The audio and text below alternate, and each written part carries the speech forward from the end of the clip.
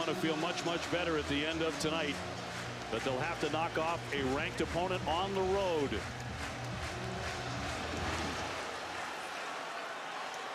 Reed back in the end zone and will not take it out. So Bryce Perkins about to bring them out on offense. Perkins a double threat as a pass and run quarterback.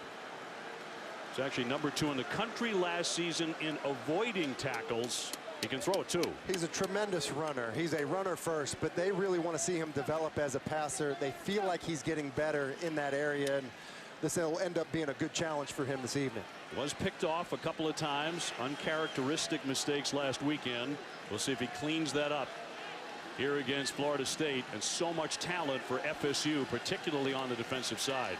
Got plenty of NFL picks there. And the first snap, he'll air it out quick to Reed.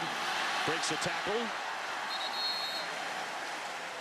Kendo ties him up, but an 8-yard gain and a nice start for the Cavaliers. And Reed, along with his 100-yard touchdown return last week, also caught 4 passes, 1 for a touchdown. Wayne Talapapa is the running back. Part of that Hawaiian connection that you're going to hear a lot tonight with these Cavaliers and Bronco Mendenhall. On second down, they'll run it and pick up the first down. Talapapa powering his way and still moving. Very strong running back. Only 5'9", but a strong 210. They really like him. He was out last week, but Talapapa on the zone read here. You see Perkins does a good job of reading Warner, 35, who comes up the field, give it to Talapapa, and then good finish to the run.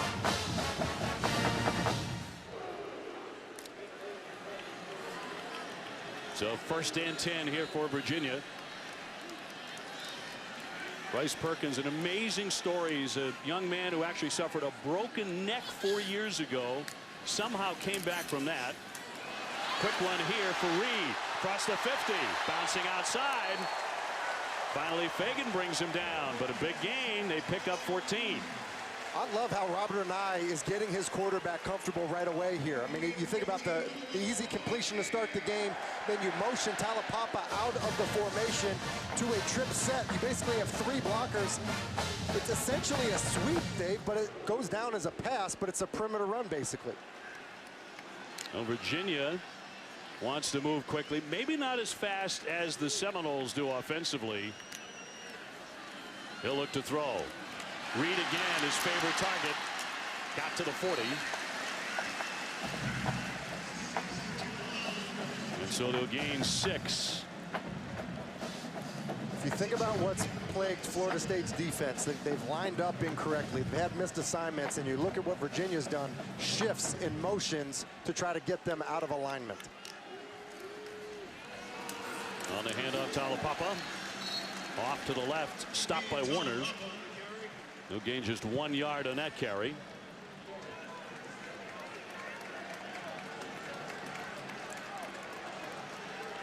Now Florida State defensively has surrendered 80 points, Tim, in the first 2 weeks. That's the most they've allowed in the first 2 weeks since 1983. Yeah, and that defense, as you see, is facing a Virginia offense that's been really good on third down, mainly because they have a quarterback that is a dual threat.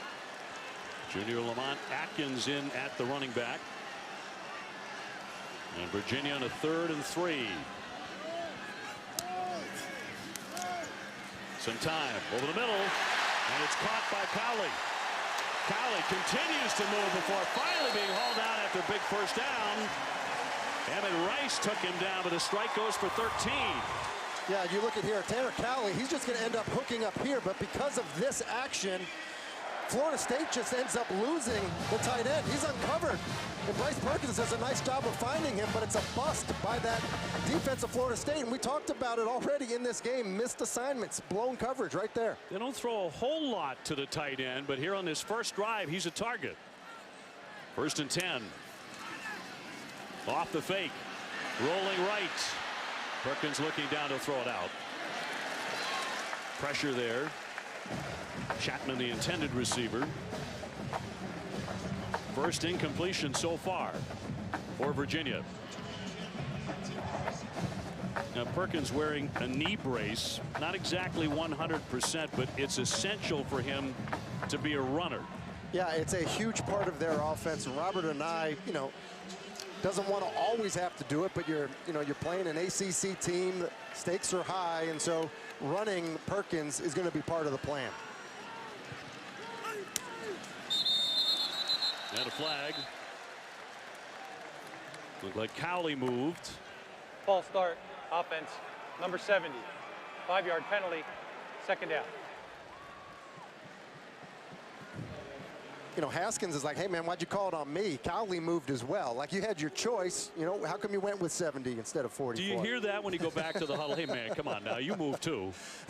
Not in the huddle, but you will hear it tomorrow. Second down and 15 for Virginia. Two backs, Dubois and Talapapa for Virginia. Perkins will step up on the run now to the 20. Finally dragged down inside the 20-yard line by Samuel. He picked up 11. And this is what you can't do against Bryce Perkins. You look at Warner. He rushes up past Bryce Perkins, which allows him to climb in the pocket, and then he's a dangerous runner at that point. Harlan Barnett, the defensive coordinator for Florida State, said, we can't rush past him, which is exactly what they did there.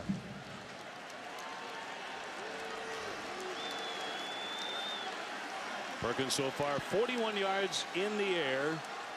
Just made the first down on the ground. Looking to throw to his left. Staying on his feet. Fires. And intercepted. Intercepted by FSU. Picked off by Asante Samuel. And an early mistake. And FSU capitalizes. And Harlan Barnett, who I just referenced, the defensive coordinator for Florida State, said we want to keep him in the pocket, but if he gets outside of the pocket, we want to force him left. He is not nearly as comfortable going to his left, and that's exactly what happened. He has Kemp wide open, but just an errant throw moving to his left by Bryce Perkins. Trouble a bit lately for Bryce Perkins. Third interception in the last 2 games. That ends the drive. The pick by FSU. So the Seminoles on offense for the first time here tonight. James Blackman, the sophomore quarterback. And an up-and-down game against Louisiana Monroe last week. 30 for 40 in a wild game. He'll air it out quickly and complete as he finds Terry, his #1 receiver, who can be scary, Terry, when he really cuts it loose. Well, this was pretty scary. It's play action, and Blackman is trying to get it to Terry on the sideline. He's running a go route, but the defender is kind of playing over the top. You see Hall playing over the top, so it's a back shoulder throw, and it's a great adjustment by Terry to the football. 28 yards. And a handoff. Helton trying to take it left. And stopped by Alonzo. Blackman, 6'5", about 195 pounds. Mentioned he started very hot last week and it completed 12 of the first 14 passes. Then it all fell apart after that for Florida State. Barreling ahead, Cam Akers, he'll be the man. 36 carries, 196 yards last week. Yeah, Cam Akers really, is a huge part of making this offense go, being able to run the football. And just to jump back to Blackman, Dave, really was in a competition for the job in preseason camp. It was his leadership that really helped him win the job. Off the play fake. Rolling right. And a dart complete. And it's caught by Charles. Picked. It's picked. It's Hall. He's got it. Off he goes to the races. Racing into the end zone. We'll see if this comes back. I think he's going to be ruled down on the play. You see, Terry is just coming back to the football, and it looks like his rear is on the ground as that ball comes out. It's interesting to see Hall, who doesn't get a whole lot of opportunities, a lot of balls thrown at him, have 2 opportunities early in this game. Jerry Magallanes. The ruling on the field, the runner was down. However, ineligible receiver downfield, offense, number 75. 5-yard penalty, first down. Please reset the game clock to 9 minutes and 16 seconds. So that all goes away to left tackle Abdul Bello, ineligible. You see here, it's a good ball by Blackman right into the chest of Terry, and as he's going down, the ball ends up getting stripped out, but he is down first. You can see why people are excited about Bryce Hall, who, by the way, is normally the boundary corner, and we have seen him to the field so far in this football game. Although Terry went right at him on the first play from scrimmage. To the sideline and off the fingertips of Wilson. Incomplete.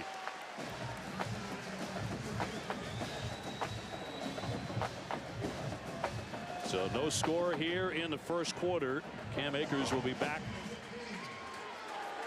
along with Blackman in the backfield. Batted down on the pressure. It's loose at the 10-yard line, 40-yard line, but it is going to be batted down by Snowden and incomplete. You just look at the pressure up front. They're too soft. It's an RPO, but Cam Akers has got to attack to give the quarterback a throwing lane. As a running back in pass protection, you can't just sit there and catch. You need to go attack the linebacker that's coming off the edge. Look at those third down conversions this season. 35% for FSU, 3rd and 15.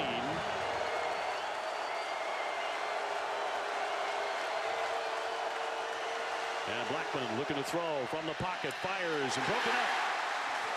And complete. That was Hall again.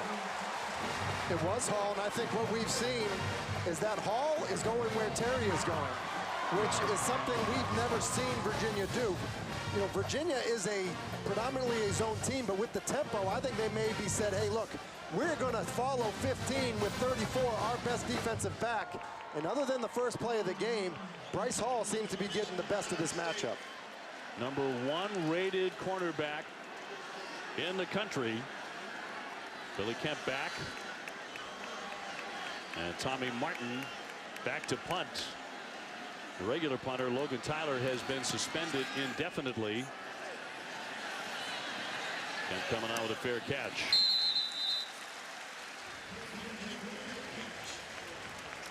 Bryce Perkins about to take over. Outstanding quarterback for Virginia. Football is presented by Geico. 15 minutes could save you 15% or more on car insurance. Well, back in Charlottesville, no score yet. Florida State and number 25 Virginia. Dave O'Brien alongside Tim Hasselbeck and Katie George on the sideline as well. Our ACC Network primetime matchup. And in front of the big crowd and the student section, 10,000 strong. That's a big story here. It is a big story. They came early. They are ready. It's a great atmosphere. And Virginia about to take over on the offensive side. Bryce Perkins was leading the nation in consecutive completions without an interception before the 2 picks last weekend. He's been intercepted here 1 time tonight. And Perkins to hand off. Talapapa trying to find some room and bounce outside, but not much there. Nasruddin with a stop. He's their top tackler. He's their top tackler, and he is a really good football player. He is flying around everywhere. He's really a free safety, Dave, but he can play in the box. We were told he could basically play every defensive position for this Florida State team other than defensive tackle, but only because he's not heavy enough. Isn't that amazing? That's how good of a player Nasruddin is. And that's what they think of him moving on to the next level eventually. He's a junior. 2nd and 9. And a short toss and tripped up. Atkins with the catch and stopped by Samuels. That was a gain of 2. A better, tougher defense is certainly on the schedule tonight and in the coming weeks for Virginia. Notre Dame, Miami, North Carolina, but Virginia has scored 82 points in the first couple of weeks. They know tonight they're facing an FSU defense that has given up a lot of points, but is likely much better than what it has shown. A lot of NFL draft picks out there for the Seminoles. Reed in motion. Perkins trying to get free of the pressure. He'll air it out, but incomplete. Thrown too long, intended for Chapman. You know, it's a no passing situation. Florida State jumps into man-to-man across the board. Press one safety in the middle of the field. And really, it's just not a very good throw. It's a nice route to the corner. But Bryce Perkins just misses it and misses it by a lot. Well, Virginia did not punt one single time last week for the first time since 1989. They're going to punt here tonight for the first time. Nash Griffin. Deshaun Helton back for the Seminoles. And a fair catch. Taking that back near the 30. And a flag on the play here. With 7:20 to go in the first.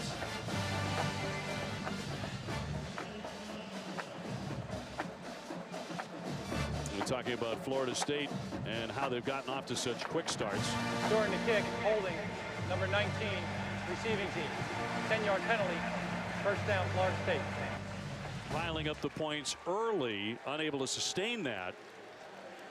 Yeah, and some of that's conditioning, Dave. Some of that is, you know, what Willie Taggart has called selfish penalties. You know, guys, you know, personal fouls after the play. Even, you know, I want to call a holding on a punt return a selfish penalty, but things like that just set you back as a group, and they compound throughout a game, and it certainly affected this Florida State team in second half so far. A lot of cramping up, Tim. A lot of guys cramping, a lot of dehydration issues so far. And you wouldn't think that for a team that practices in Florida. Right.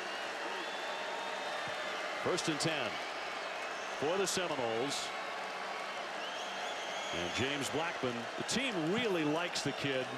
It's a big reason he got the job. They rally around him as he beat out Alex Hornibrook, the Wisconsin transfer. He'll fire that one low. And Nick Grant there for the coverage. Keith Gavin.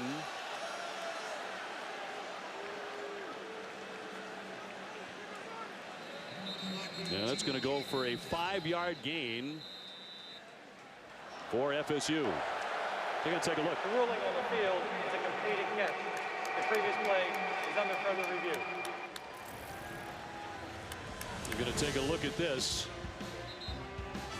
Was that a catch? We'll find out when we return.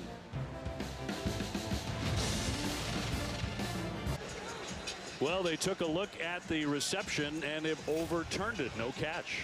It's probably the right call as you see it get in between Gavin's elbows there and hit the ground, but that's a throw James Blackman has to make. It's that layup. Hit him between the 8 and the 9. This offense is predicated on free access throws, getting the ball out to your playmakers, and then letting them create. Can't make them go down for a ball on a free access hit. So 2nd and 10 for the Seminoles. Blackman to throw. Incomplete. Terry, the intention. More coverage by Hall. A super corner, preseason All-American who led the nation with 22 passes broken up last year. And that brings up 3rd and 10.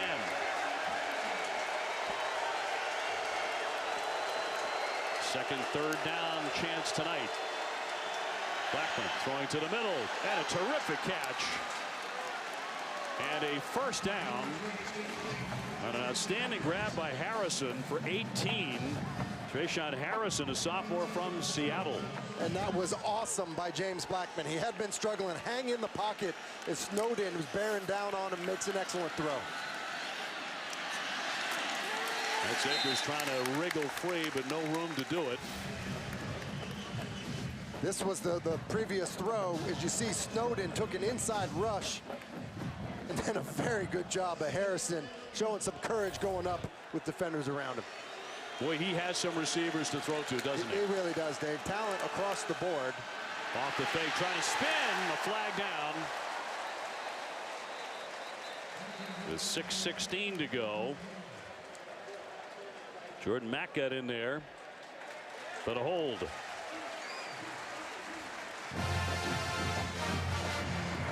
Holding offense, number 59. Penalty is declined. 3rd down. So 3rd down as they declined it.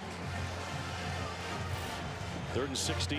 And you see Brady Scott, the left guard, some confusion there. Look, as an offensive lineman, once you put your hands on somebody, stay there. You can't touch somebody and then move on because it confuses the rest of your pass protection, which is why you get your quarterback hit. So a big call here for the Noles and for Blackman. Back to pass, pressure on him, he'll take off. Off the fake, and down he goes. Snowden there to meet him. Bringing up 4th down and a stop for the Cavaliers. It's a big stop for the Cavaliers. They're getting pressure on the quarterback. There's no doubt about that. And if you're Florida State, you have to be concerned. The unit that needs to come together for this offense is that group up front, that offensive line. And that's 2 consecutive known passing situations where they don't answer the bell. So Billy Kemp back to receive. It's the second time Virginia's ranked in the top 25 under Bronco Mendenhall. They rose to number 23 last year. Back at the 20. Bobbled it and takes a hit. He gets erased on that shot. Hit by Josh Brown on some outstanding coverage. Virginia lucky here. Billy Kemp doesn't field this cleanly. It's on the ground, and that's a bad place for a returner to be. Does a good job of corralling it and then holding on to it. With the tackle, that could have been bad, and a huge break, really, that Florida State kind of needs at this point. So the drive will begin from the 21st and 10 for Virginia.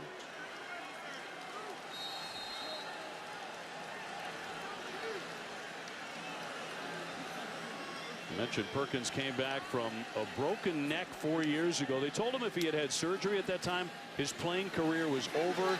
He decided to rehab, trying to get free to his right, and he'll throw it out of bounds. Really is a remarkable story, Dave, when you think about a guy that was that close to never playing football again, to then, you know, we're comparing him to what Kyler Murray did a year ago in his first year as a starter. It really is a great story in all of college football, and somebody that this Virginia team has really rallied around. His father Bruce was a fullback at Arizona State. His older brother Paul was a running back at UCLA. His uncle Don played 8 years in the NFL with the Dallas Cowboys. So great football family around Bryce Perkins. 2nd and 10. Looking to throw underneath. And complete to Dubois for a short gain.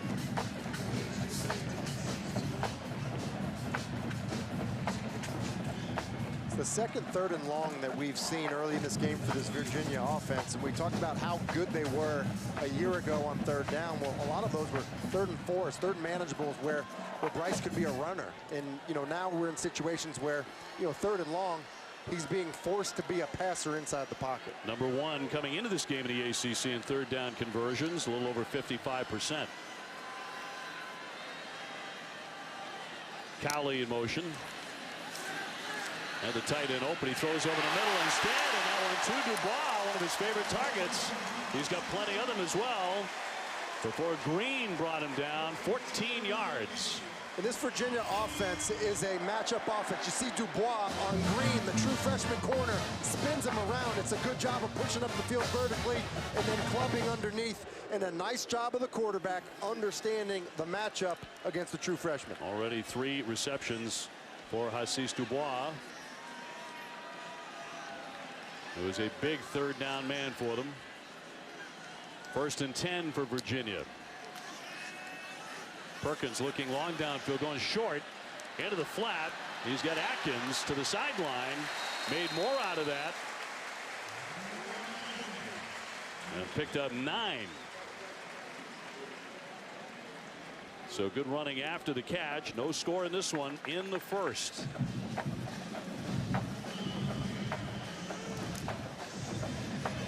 Atkins a little bit banged up and hobbled on the sideline.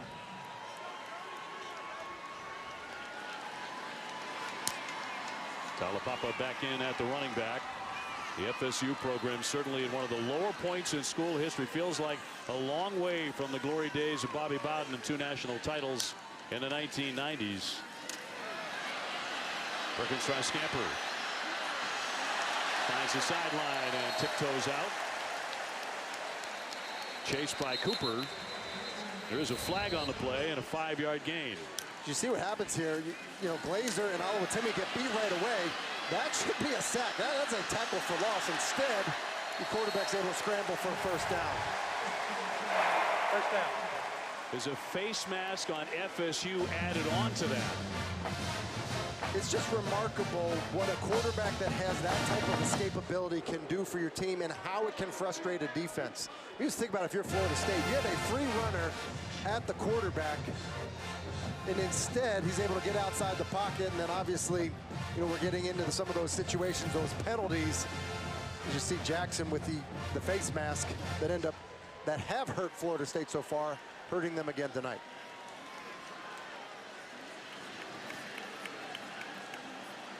So 3 early penalties here on the Seminoles. They're trying to clean that up all week in practice. And a handoff to Talapapa does not go very far. Stopped by Cooper.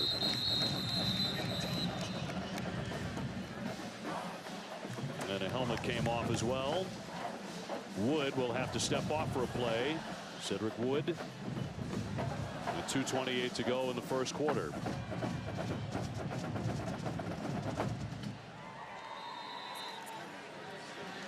Now the defense for FSU really struggled to stop the run last Saturday. They allowed Louisiana Monroe almost 5 yards per carry and touchdowns on 3 of the last 5 drives.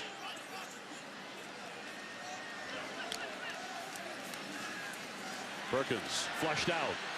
Pressure as he is chased. Looking for the sideline and takes a knock. Rice thrusting him out. Emmett Rice in pursuit as they lose a yard. It's a great effort by Rice. They do a good job of getting after Bryce Perkins. Look at the speed, just run him down. We know what type of runner Perkins is. And you see Rice, and you know, just talking to this Florida State team, it just seems like they are so desperate for somebody, just one guy to step up, make a play that sparks this team. Rice in a bit of a rotation with Jackson, who had the face mask earlier on this drive. They just are looking for that spark. Seems like a team that is dying for some type of confidence to come from a big play from someone on the defensive side. We'll see if that was it right there. Brings up 3rd and 12 for Virginia. Works his way handoff. Talapapa to the right. Continues to churn before he's taken down by Warner. And now decision time. On 4th down for Mendenhall. And he's going to bring in the kicking team and Brian Delaney. Coming up on 1 minute to go in the first. His long 46. This will be from 49 yards. Trying to get the Cavaliers on the scoreboard. Kick is up, and the kick is good. Virginia striking first tonight. The final seconds of the first quarter, 3-0. Well, here Virginia on a field goal from 49 yards as a 3-0 lead on Florida State. And our ACC primetime matchup here from Charlottesville, Virginia. So Delaney to kick off. Gavin and Helton are back for FSU. Let's toss it back to the studio for an update. Here's Kelsey Riggs. And this is an ACC Network studio update for you. This game over on ABC. Trevor Lawrence links up with Amari Rogers' 16-yard touchdown. It's his 2nd game back since tearing his ACL last season. His first touchdown this year, 7-0 Clemson. Dave and Tim. Kelsey, thank you very much. As if he doesn't have enough targets to throw to, he gets Rogers back these last couple of weeks. Now there's 5 legitimate threats, maybe more than that for Trevor Lawrence. Florida State 35 points scored in the first quarter. Obviously none yet in this first quarter, but they've been getting off to great starts. They want to go, go, go. A fleet of receivers who can certainly get downfield. Claiborne at the back. He'll take it. Trying to get free, but he can't as he is dragged down by Jordan Mack. Outstanding linebacker who led the team in tackles a year ago. And he has just such great instincts. You look at Jordan Mack, just follow this play and then just fire his gun. See it there. Does a good job of running down Claiborne. Jordan Mack really the leader in the middle of that defense, playing well so far. Loss of 6. Blackman to fire, and that's going to be low. Bryce Hall there for the coverage on Terry. James Blackman really is just, you know, I called it a layup earlier on the hitch that he missed to Gavin. There's one to Terry, where Terry is open. Hit it between the 1 and the 5. It's an easy throw. Blackman just 2 for 8, Tim. 3rd and 16. And the crowd whooping it up here in Charlottesville. Rayburn again will be the running back alongside Blackman. Pressure on him once again. Fires down the middle and caught. Complete. It's caught by Terry. Check that spot. And they look like they get a pretty good spot. Terry does a good job of coming back to the football. Wow. You know, I'm just being critical of James Blackman because he doesn't make the easy throw to Terry, but he makes the hard one there. And man, that is a generous spot. First down. Man, generous to put it mildly. And that is the end of the first quarter with Virginia leading Florida State 3-0. We welcome you back to ACC Network Primetime Football presented by Geico. Virginia with the 3-0 lead. They're checking this spot and they're giving it a very long look right now. We thought it was short by a yard and not a first down. Take a look. Yeah, that was my initial reaction, Dave, as you see Terry come back to the football. You know, his entire body seems to be shy of the 34 when he possesses that football, and then contact immediately made. I think it should be just shy of there, and doesn't take away from the great effort by James Blackman in the pocket, but I don't think that that's enough for a first down, and I think Brocco agrees. After review, the runner was short at the 34.5-yard line. It will be 4th down and a half yard to go from the 34.5. The quarter ran out on that play. It will be the start of the second quarter. The clock will start on the snap. Speaking of officials, by the way, the ACC saying that the officials erred last night in not allowing another second on the clock in the North Carolina defeat. Which really just would have given North Carolina a chance to heave one into the end zone. And, you know, while I didn't agree with the initial call, they do seem to get this one right. And I think the bigger story here is, you know, Bronco Mendenhall saying to his team, these guys have gotten off to fast starts. Let's not allow that to happen. And I think he has to be happy with his defense's effort so far, keeping Florida State scoreless in the first quarter. Yeah, and another big stop there. FSU to punt. Billy Kemp back to take it for Virginia.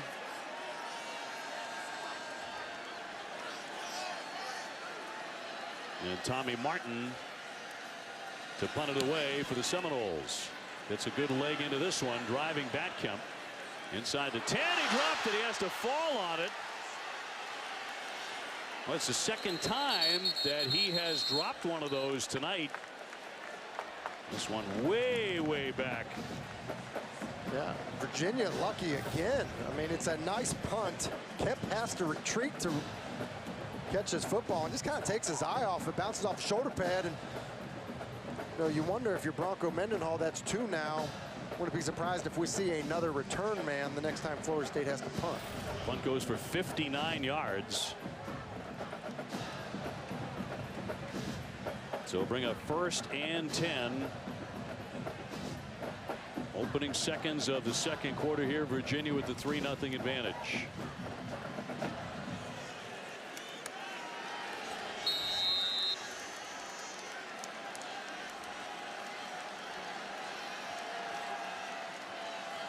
Bryce Perkins leading the Cavaliers on offense.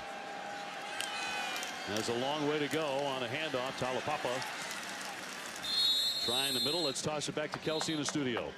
Well, another update for you from the game over on ABC. Clemson and Syracuse. Trevor Lawrence already has a passing touchdown this time. Keeps it himself. Read it just like a book. Gets into the end zone. 14-0 Clemson late in the first quarter. A nice start for Lawrence and Clemson. Syracuse has been the one team that has really given them fits. And we've seen this from Trevor Lawrence down in tight already a couple times this season, that zone read walk-in touchdown. 2nd and 8. Another handoff for the back and stacked up. Emmett Rice, the first man to push him back. 3rd and 7, gain of 1 for Virginia. And Dave, here we go again. It's 3rd and long, 3rd and 7, considered 3rd and long, because you're not really thinking of quarterback runs, which is I think what's made them so dangerous on 3rd downs. When it's manageable and Perkins is a threat to run, they're obviously a much better 3rd down team. He's rushed for over 1,000 yards in his career, passed for over 3,000.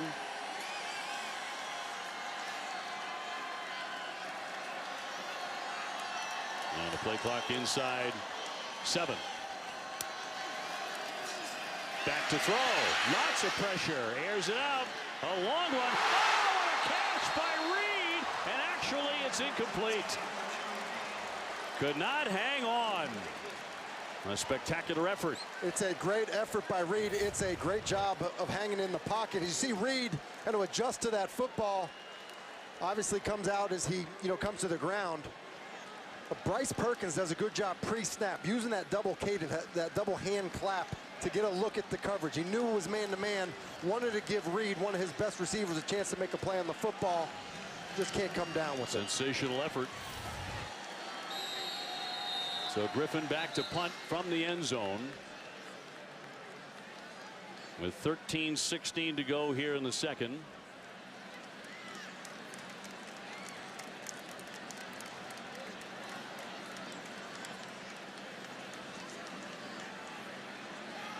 And a flag down here. Jerry Magallanes. Illegal substitution offense. There were 12 players in formation. 5-yard penalty. 4th down. On that play I mentioned Perkins got hit. You see Kendo come, and he just hits him right in the back, gets sandwiched between he and Robinson. Bryce a little slow getting up. Florida State brought a pressure, so he had 5 one-on-one blocks, and it looked like both tackles got beat. Deshaun Helton back around midfield. And a short punt off to the sideline. So a standing field position coming up here for Florida State as they will take over on offense. Now around the ACC, some headlines. Penn State rushing right past Pitt. Look at Pitt, 24 rushing yards today. You think that's something they want to hang their hat on. That's a shocking number. As Virginia storming past the Wolfpack, outscoring NC State 23-6 in the 2nd half. Clemson going for 18 consecutive wins, leading Syracuse, as we just showed you, 14-0 early.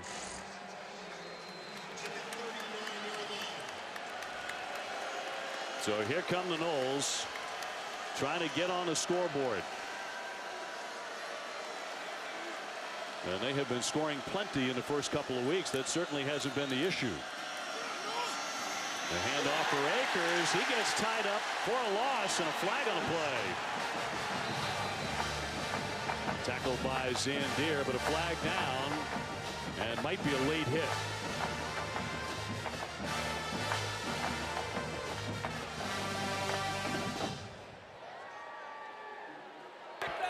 After the play, personal foul, unnecessary roughness, number 29, 15-yard penalty, 1st down.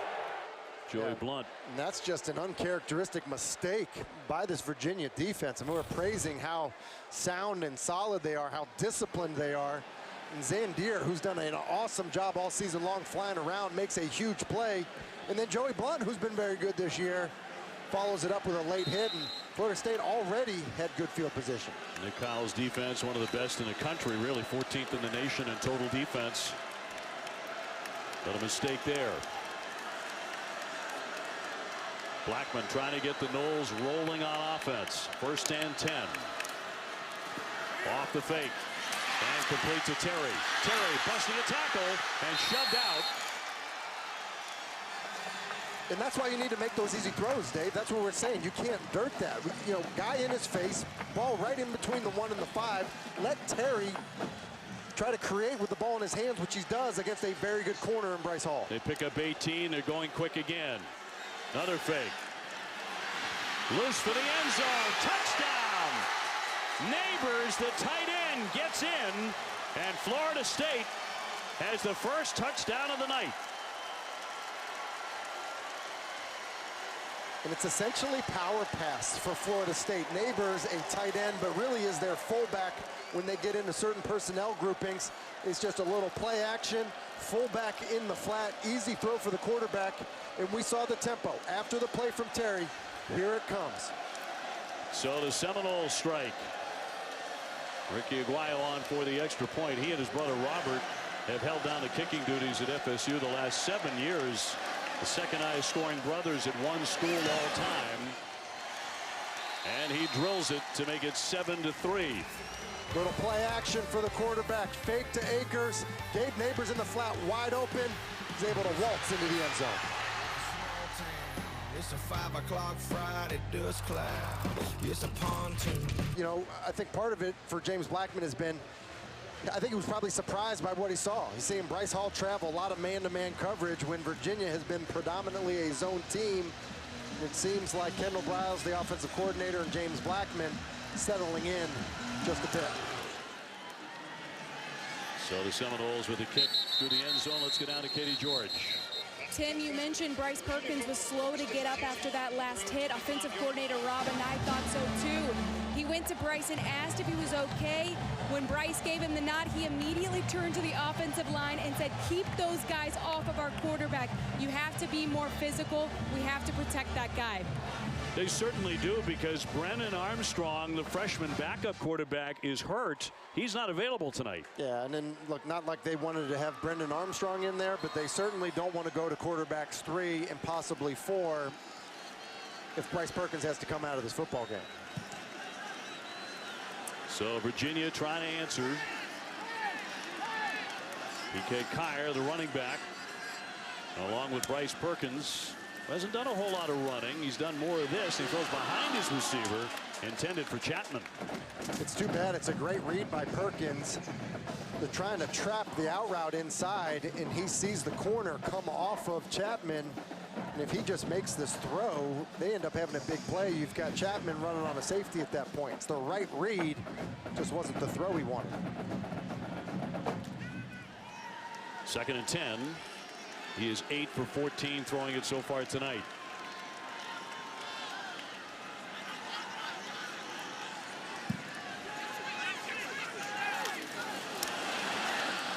To the right, Kelly. Nothing there to flag down.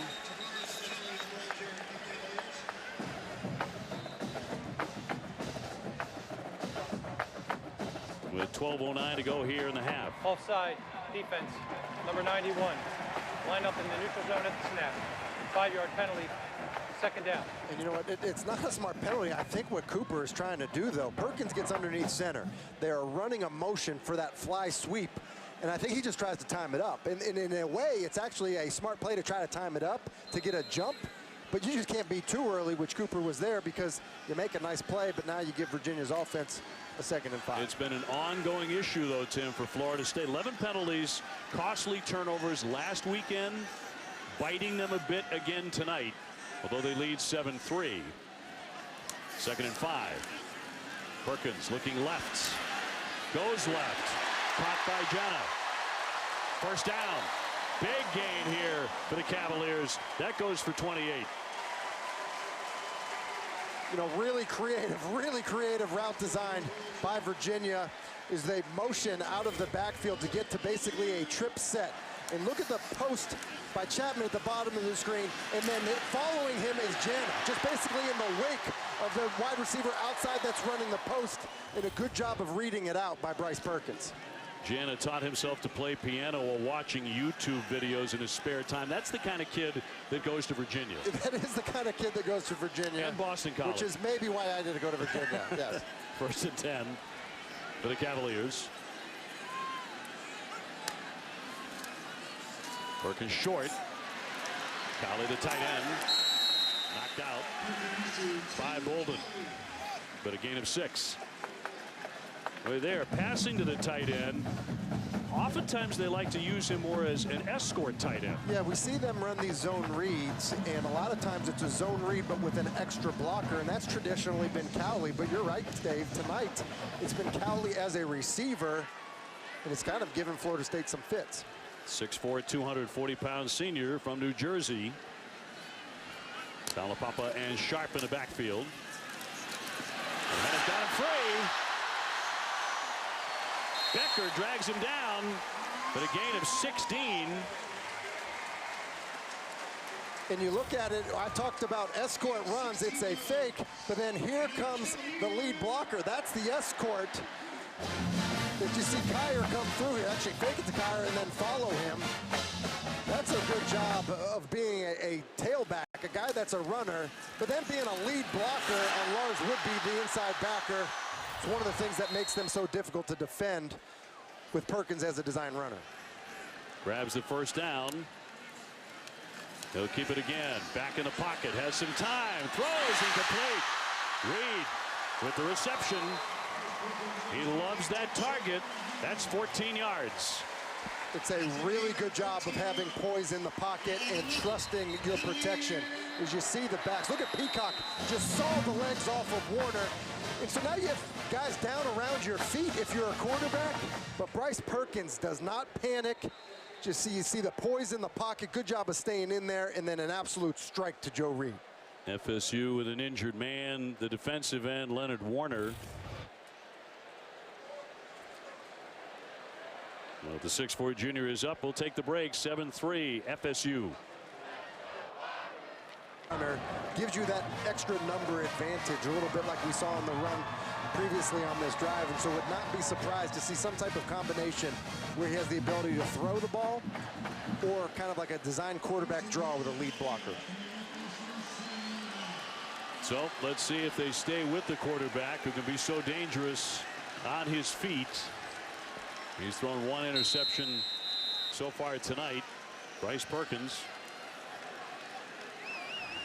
Under 9.5 minutes to go here in the first half in Charlottesville.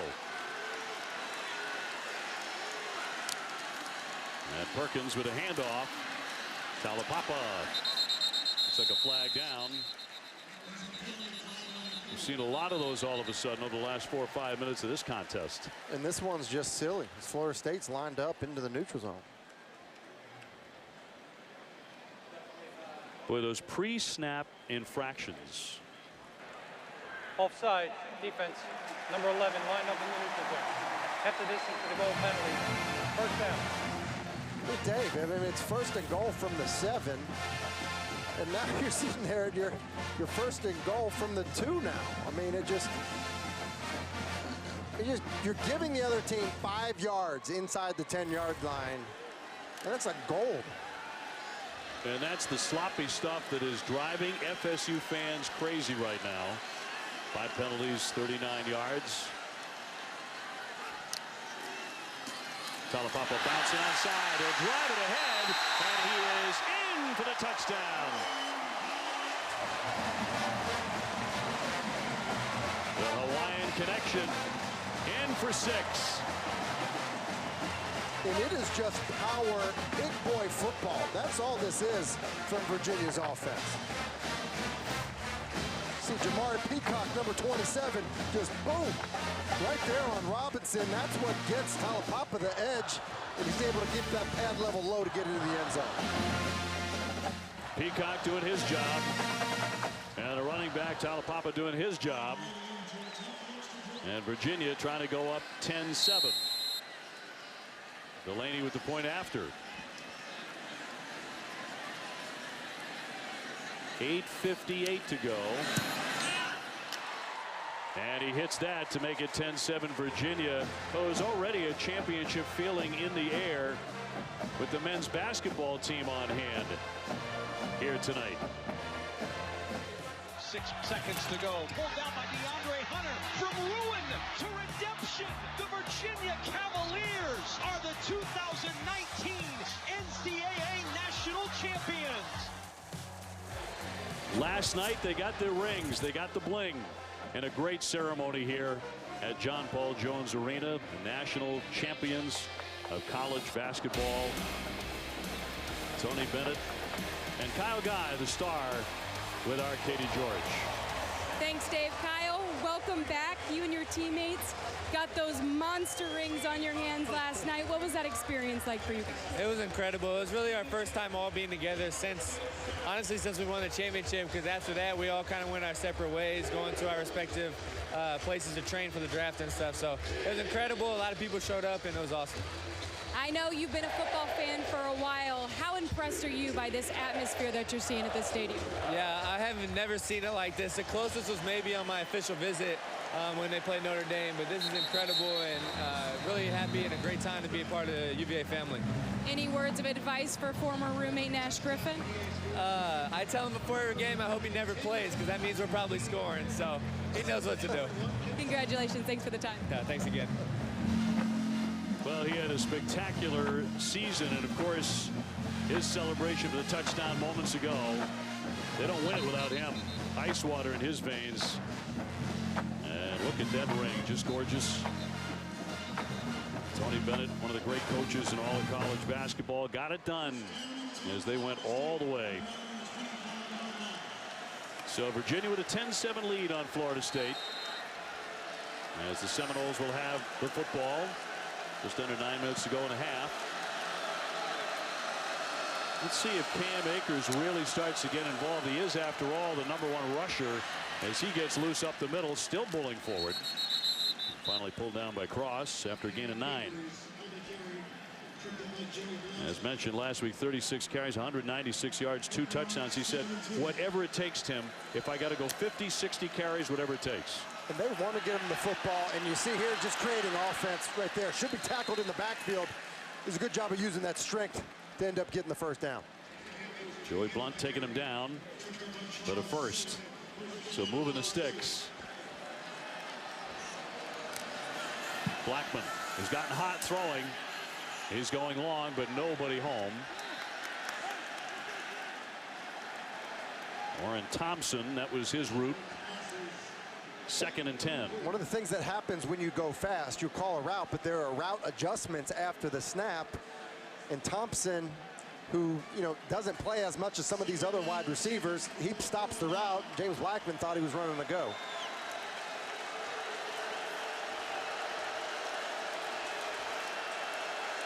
Second and 10 for Florida State. Off the fake. He fires to the side and complete to Gavin, and another flag on the play. And they are racking up here in the second quarter. Let's see who gets hit with this one. There are 2 fouls on the play, 1 by each team. Ineligible receiver, offense, number 59. Personal foul, roughing the passer, defense, number 29. Those fouls will offset. Second down. Tell you what, this is a really low, dangerous hit on Blackman. Joey Blunt coming on the blitz, and that's just too low. That's low and behind, and that is really dangerous. Those are the hits on quarterbacks that traditionally you see a guy get hurt. Well, that could end a career. Yeah, that is an ugly hit there. And fortunately for Florida State, James Blackman able to hop back up. Right through the middle. Akers trying to stay on his feet. Zandier with the tackle. And a gain of 4 yards as he really has gotten active on this drive. That now brings up 3rd down and 6. Helton in motion. Blackman. And that one broken up. Intended for Helton. Nick Grant got there. Dangerous to throw in his territory. Ran one back, a pick 6 for 85 yards against William and Mary last week. And he's been really steady for Virginia. You think about Bryce Hall's the really good corner on this team. That means that Nick Grant's going to get more action. Helton, a lot of speed.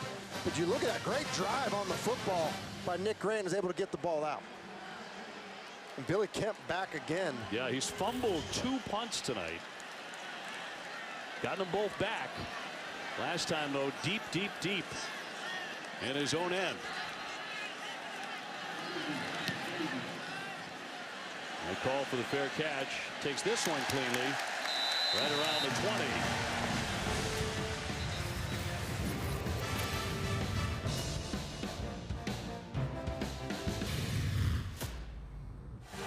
Virginia trying to shock the #2 team in the country. Touchdown! No! No, they say he didn't make it. Virginia's upset Florida State. Valiant effort by Dunn on the final play of the ball game. And then the feeling of an upset. Virginia with their first victory ever against FSU, and all 62 players on those teams went on to play in the NFL. No other ACC game has ever had more future NFL participants. Talapapa wrapped up by Rice eventually, but a gain of 6 yards. Man, that is an awful lot of guys ticketed to the next level, and 30 from Virginia. It was amazing. It was amazing seeing Poindexter there, #3 for Virginia, make that play. He was a tremendous player. He would have had a long career as a pro, not for a knee injury late in his college career. PK Kier now in a running back. They will shuffle 4, maybe 5 guys in the backfield, along with Perkins. Looks to throw up in the pocket. Trying to scramble free. Evades one man. And a nice gain there by Perkins, who can do so much damage. Gainer finally with a tackle, but that's 10 yards. And this is a pass play. I don't believe that this is a quarterback draw. This is just a quarterback being patient. He escapes, and then a great run, gives himself up. And that's a late hit, almost like he gets kneed to the side. You know, a lot of times you slide as a quarterback, it's the knee of that defender. Injured man for Florida State is the right defensive end, Joshua Kando. 6'7", about 260. So we'll take the break after the. We're thinking knee or possibly ankle at this point. Did not look good as he went down on that last play. And remaining down here in Charlottesville.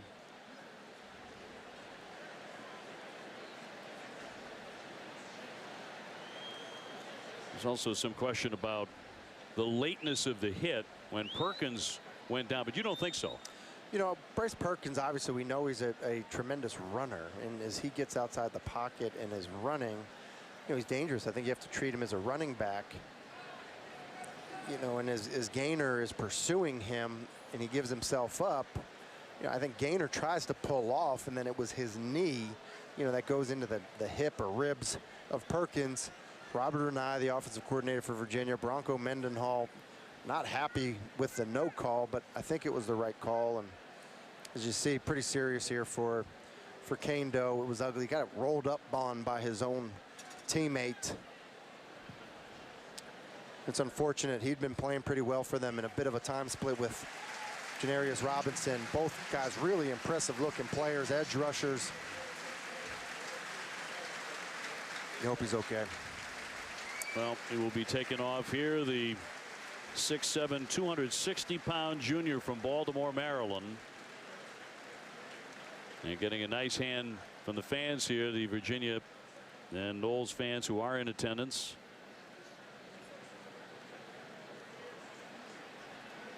But they lose a big defensive end. And these are always tricky situations, Dave, as a team. You know, you see one of your teammates go down, he's struggling. You can tell it was, you know, a significant injury when he's got to leave the game in a cart. And so as you see Florida State right now kind of huddled up as a unit, as a team, saying, listen, that doesn't feel good for anyone to see it as a teammate. But at the same time, you have to find a way to say, all right, hey, we got to get out there and start playing football. We need to play reckless. That's how we do it on defense. It's difficult to do, though. It's hard when you see something like that happen. Yep. You saw, among others, the star running back Cam Akers, #3, saluting him as Kando came off. So 1st and 10, 6:41 to go here in the half. Virginia trying to add on to their 10-7 advantage.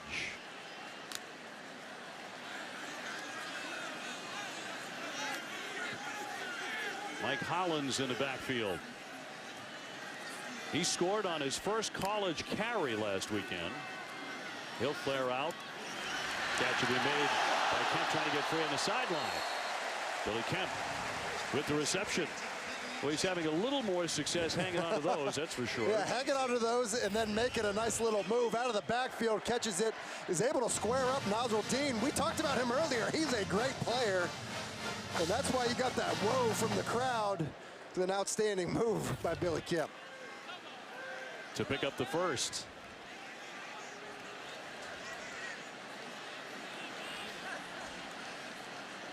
He'll go wide right. Talapapa along with Perkins. Hand off to the back. Couldn't get to the 50-yard line. Still on his feet, though. Boy, is he a tough runner. Rarely goes down on the first effort. It was a great job of just keeping that leg drive going. There was nothing there. That really should have been tackled at the line of scrimmage. Such a great characteristic to have as a running back is when you are stopped right away, the ability to just fall forward for 2 yards. Now 2nd and 8, better chance of staying on schedule.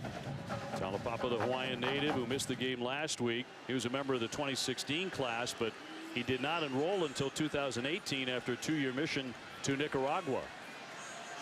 2nd and 8.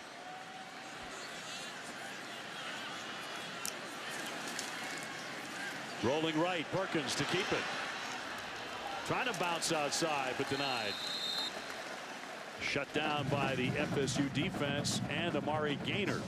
It's a great job of Amari Gaynor. This is a quarterback sweep. They just fake the play action, but it's essentially student body right, quarterback sweep right, and Gaynor does a good job of holding the edge and then letting his friends come and help him make a tackle. 3rd down 8. It's 3rd and 8.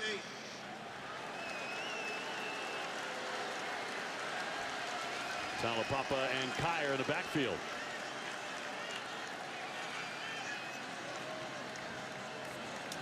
And Bryce Perkins from the shotgun.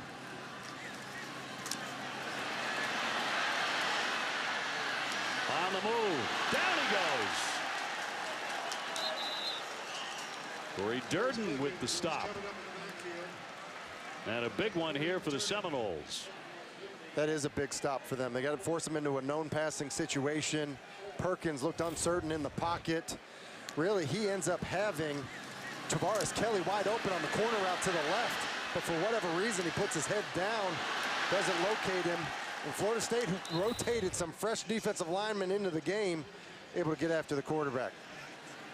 So 4th down and 13, they'll punt it away.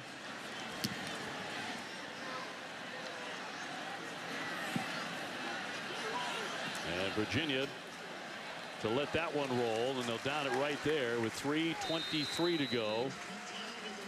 We invite you to help people affected by Hurricane Dorian. Your donation will support Red Cross preparation, response, and recovery efforts in the U.S. and the Bahamas. Go to www.redcross.org/ESPN or call 1-800-RED-CROSS to donate right now. Tim Hasselbeck, Dave O'Brien, Katie George with you here from Virginia. Cavaliers ranked number 25 for the first time in the history of this series against FSU. They are the favorite team in the contest tonight. James Blackman and the Noles trying to get the offense going, but it won't start that way. They get penetration, the Cavaliers do.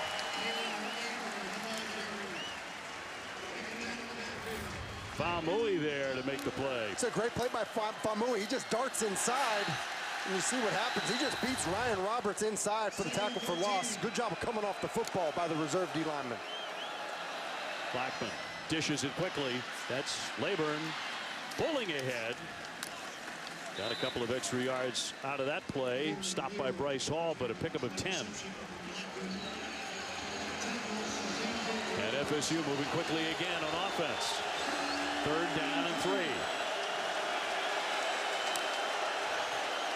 Blackman again underneath and caught by McKitty, tight end.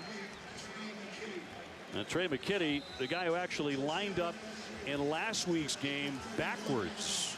It was tight end. It was intentional, and they were successful on the play. They were very quick to point out. Some thought maybe because it was so bizarre, no one had seen that before, it was dehydration. He was shifting, so it really didn't matter how he was lined up before he moved. Like you say, it paid off in the end. 1st and 10. And a handoff and a big hole opening up here for Layburn. Down the right side across the 40 before he's finally taken down close to the 30-yard line by Brenton Nelson. That's a 36-yard gain. And you just see the action in the backfield with the motion coming across, kind of gives you a little bit of confusion. And it's a great job of McKitty on Zandier and leading up into the hole in Leyburn. You see his speed out into the second level. Sophomore out of Virginia Beach with a big gain. Akers back in there at the running back spot.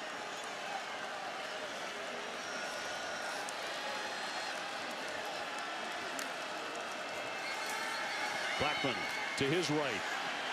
He throws. That's caught by McKitty again before he is upended around the 5-yard line by Hall.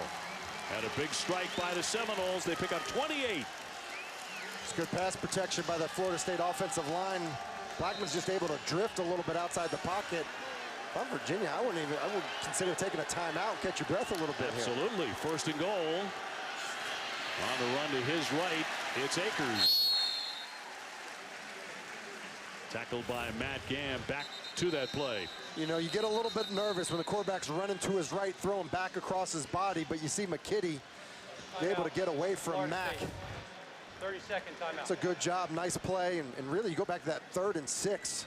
You know, kind of a dangerous situation for Florida State to be in, because if they don't get that there, you're going to turn the football over to Virginia, you know, with a chance to score. And now, because of that conversion, nice little opportunity for a 2-for-1. Score at the end of the half and then get the ball back, start the second half. Been an interesting first half, particularly when we watch the Seminoles when they play this hurry-up style and really try and bury the defense. Yeah, look, sometimes it can help you, you know, when you get a defense reeling like it appears Virginia is right now.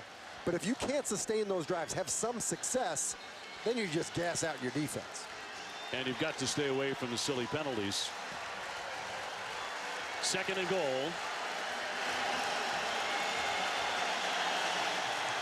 And at the 5-yard line.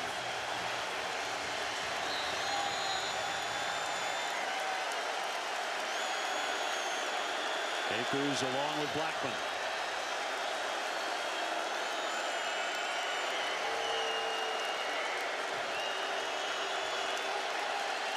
.116 to go in the half. Play clock inside 5 now.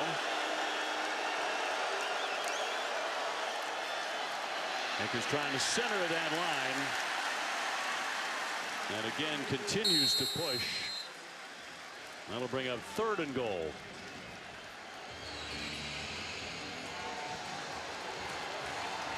You know, they normally like to do tempo, but because there's not tempo here, Kendall Briles really just trying to get a look at what the defense is doing.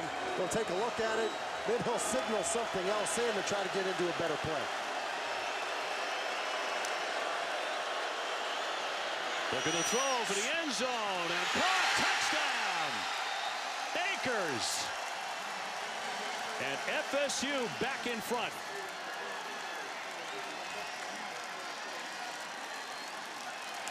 This is just the quarterback making a play. I mean, it's just a quarterback making a play. He's under pressure. Cam Akers barely has his head around. That's definitely a touchdown, as Matt Gamm not able to be there in coverage. But James Blackman under pressure immediately is able to escape out to his right and does a good job of getting the football away, but then accurately to Cam Akers. So Florida State surging back in front. 38 seconds to go in the first half. Aguayo on for the point. And he connects to make it 14-10 Seminoles. And you'll see what I mean about James Blackman being under a bit of pressure. You know, it's a little bit of a fake on that jet sweep, but you see Mack and Zandier coming in right away. But look at the timing of it. You can't get home when the quarterback will play on that type of time. A good job fading away from it. And running backs down near the goal line, or really running backs in general, you don't want to make them reach out of the framework of their body. And that's what makes that a nice throw by James Blackman, is into the body of Cam Akers in traffic. Akers multi-purpose on offense, junior out of Clinton, Mississippi. Such a talented runner. Again, the ACC's top rusher, but can catch a pass in traffic as well, and he has put Florida State in front 14-10. So final seconds of the half. You look at it on Akers, Dave. You just look at it. 8 rushes for 20 yards, 1 catch for 3 yards. I mean, if you're Nick Howell, defense coordinator for Virginia, you have to be thrilled with the job you've done on Akers, but you've allowed 14 points and certainly a big score before the end of the half. Reed's going to bring it out, looking for an opening there, still up, and powers it across the 35-yard line, wrapped up by the punter. Well, the Huddle is our signature football show, hosted by Jack Collinsworth, analysts Eric McLean, E.J. Manuel, and Mark Richt. It's Friday at 8 p.m. Eastern. Also next Saturday morning at 11 a.m. They'll preview next weekend's slate of games, keep you updated on all things ACC football right here on ACC Network and the ESPN app. Look at the time of possession. Virginia has doubled up FSU, but the Noles have the 4-point lead. Perkins back to throw, time to dump it, and incomplete. He had Cowley open, but off his hands. Off his hands, but really not a play that hurts you. You'd almost rather that than Cowley catch a 1-yard pass, get tackled in bounds. Maybe you use your timeout or you decide to get away from a 2-minute drive situation. So actually not the worst thing for Virginia's offense. 2nd and 10. Cavaliers playing here at home against Florida State on a Saturday night in Charlottesville.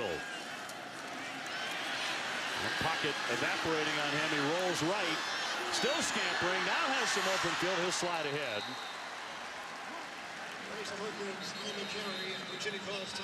And a timeout, Virginia. 6-yard pickup there with 15 seconds to go. And Virginia takes their first time out of the half.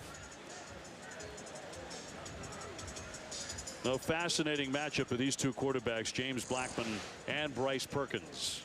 Yes, they're different players. Blackman definitely wants to remain inside the pocket much more than Perkins does. And, Blackman gets off to the tough start, but he really has rallied. He's kind of found his comfort zone, and I get a feeling that Kendall Briles has started to assess what Virginia wants to do defensively, and that's helped him quite a bit. And, uncharacteristically, we saw it early in the game, and we saw it against William and Mary last week, turning the football over for Bryce Perkins, something that he did such a great job of protecting the ball a year ago. Was picked off early in this one twice last weekend. Now trying to engineer a very late drive and a half. 14-10 Seminoles. FSU fans have been very unhappy with the play of the Noles so far this season, but if they can have a lead going into halftime, that will ease some of their pain here at Virginia, a ranked opponent.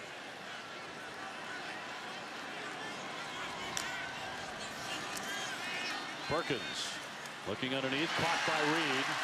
Has been his #1 target. Samuel with the stop. Looks like another timeout here for Bronco. And Virginia will take their second with 9 seconds to go. Extra Yard for Teachers Week is an annual celebration led by the College Football Playoff Foundation, honoring great teachers across the country. To learn more about Extra Yard for Teachers, follow CFP Extra Yard or search the hashtag Extra Yard Week. Bryce Perkins gave his teacher a big-time shout-out. Quick shout-out to all the teachers out there. A special shout-out to my women gender studies teacher, Lisa Spidell, and definitely one of the best classes I've taken since I've been in college, and just, definitely changed me as a person, and I'm greatly appreciative. Now Bryce, a class act for sure. Outstanding student, 6'3" senior. Really is a great player. Had a chance to meet him and spend a little time with him. Got just a great personality. You can see why the team has gravitated towards him.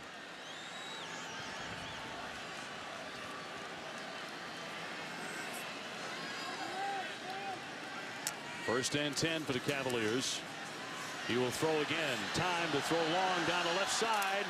Jumping up, Reed with a tremendous effort there, but that's going to be picked off. Intercepted by Levanta Taylor. He picks it off for Florida State. with 1 second showing before halftime. You know, it's not a terrible, you know, situation to turn the ball over with 1 second left in the half. You look at what he's trying to do. He really just needs to drive that football more. Too much air on it. It is a long throw. I'm a little bit surprised with 9 seconds left on the clock, a timeout left, that you wouldn't have tried something like the previous play over the middle to Joe Reed, quick timeout, and now at that point you're throwing the football into the end zone. Yeah, instead of the sideline. Instead of the sideline, you know, with 9 seconds left, because even if he catches that football in bounds, you know, we saw the clock there, that the half is over. So he will take a knee, and that'll end the first half. Seminoles got to be very happy with this. I mean, coming into this. Good clock in his head for James Blackman, playing well. So the Seminoles will have the football here as we get the second half underway. As we take a look at tonight's player spotlight, brought to you by Geico. Blackman, 9 out of 17, 141 yards, no interceptions, 2 touchdowns, 1 pass touchdown shy of tying the FSU record for a 5th straight start with at least 3. A moment ago, Katie caught up with the Virginia head coach. Bronco, how would you assess the way your team was able to handle tempo on their offense? Well, I think we've handled it pretty well. We misfit one run play right before the half that allowed them to get in scoring position. Other than that, we've handled it pretty good. Bryce Perkins was under quite a bit of duress in the first half. What do you need to see from the offensive line and from Bryce's decision-making in this next half? Oh, I think it's going to be very similar. Their defensive front is doing a nice job. Bryce has to keep his eyes downfield, and we got to make some plays with his feet and his arm. It's a dead even game right now. Thanks for the time. Thanks. Dead even. Here come the Noles again with that hurry up. And it's Akers again off to the right. Moments ago, he had a 14-yard pickup to get that first down. Stopped this time by Famui, part of Virginia's Hawaiian connection. He was recruited by the assistant coach, Mark Atuaya, who was a legendary running back on the island, but very tough call, he said, to move 4,000 miles away. His mom wanted him to play for Hawaii. Quick strike here for Helton. So Taylor with the stop. And brings up 3rd and 2 for Florida State.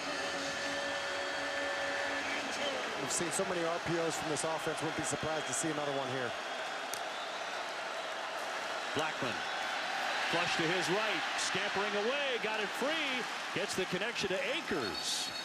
It's exactly what we saw in the first half, Dave, was James Blackman doing a good job when he's flushed outside the pocket. You see Blackman, you know, doesn't like it. Akers sneaks out in front of him. I mean, Noah Taylor's there to make the tackle. He misses. He's already skinny, but that's a good job of getting skinny in between 2 defenders. Skinnier, if that's possible, for the first down. Blackman fires again. And that one dropped after the completion, but he covered it up. That was Terry to fall on it. And it's going to be incomplete. It's an incomplete pass, but that's one of the best plays I've seen by Blackman so far. He starts to his left. He was looking for Pokey Wilson to his left, and then he comes back to Terry. It's a good job of scanning the field, and Terry just can't hold on to it. Off the fake. Helton with the catch. Trying to scamper to that sideline. Out he goes. Keyshawn Helton. That'll bring up 3rd down.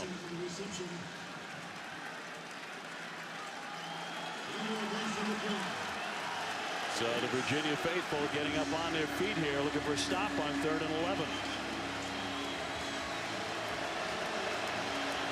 5 out of 8 tonight on 3rd down for the Noles.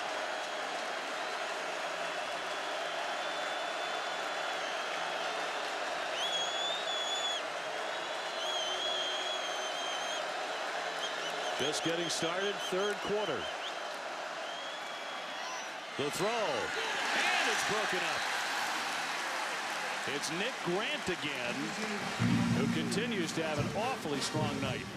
Yeah, Nick Grant is having a strong night. He's isolated down the bottom of the screen. It's an RPO, and Wilson is just running the slant.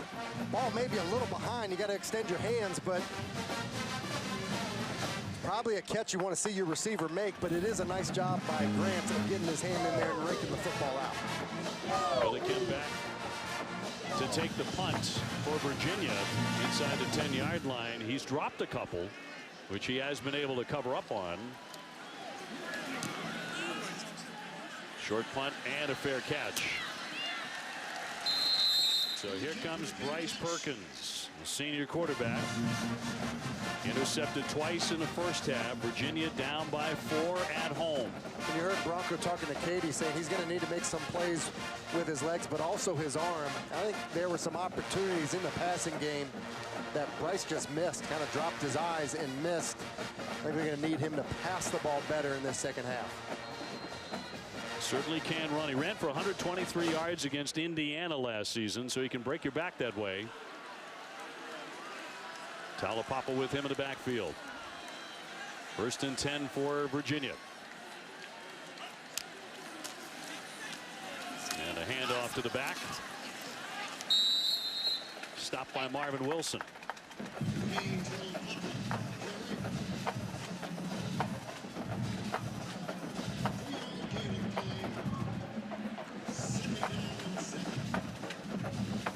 Virginia 2-0 with victories over Pittsburgh 30-14 and 52-17 over William and Mary to get them into the top 25.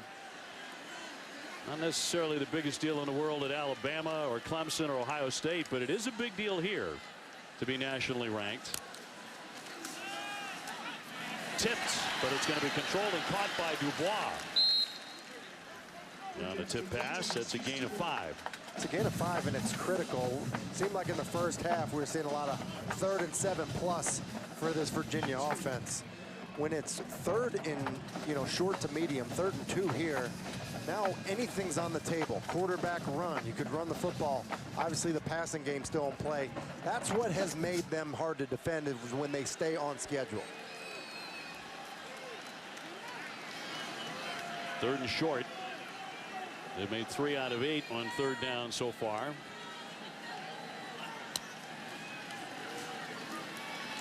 Stepping up. Now left. They want to force him left. That was their game plan tonight. And they force him out of bounds. See what kind of spot they get. I think they got a good one. And yes, indeed, for 1st down. And that's exactly what I'm talking about. They do a good job, Florida State does, of playing defense. Nasrul Dean is trying to track him, but because of the athleticism of Perkins, he's able to, escape outside the pocket and pick up the 1st down, when really it was a defensive win. I mean, it was a good job of coverage, good job of forcing him left. That's what you want to do. Perkins just able to get to the edge. Look at how evenly matched they are in total yards tonight. Florida State with a 14-10 lead, but Virginia trying to drive. 1st and 10. Flags down. He's going to go right through the middle and incomplete. Intended for Joe Reed, but flags on the play.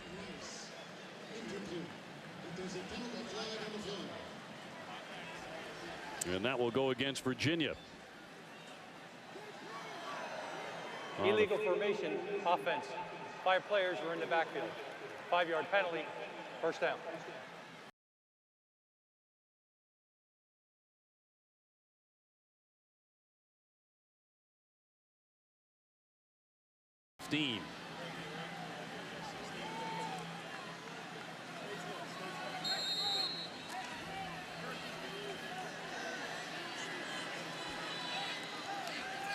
So let's see what Bryce Perkins has up his sleeve here.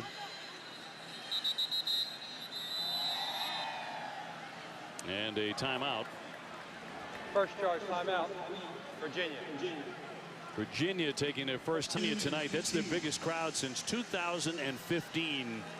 So the excitement has been building, but they got to get this crowd back in it. They really do, and obviously a big play on offense would get that going, but just even getting it out of your own end would help. Florida State on top 14-10. Bryce Perkins trying to engineer a drive here now for the Cavaliers. Looking to throw up in the pocket, flag down. It'd be a hold here. with 10:15 to go in the third.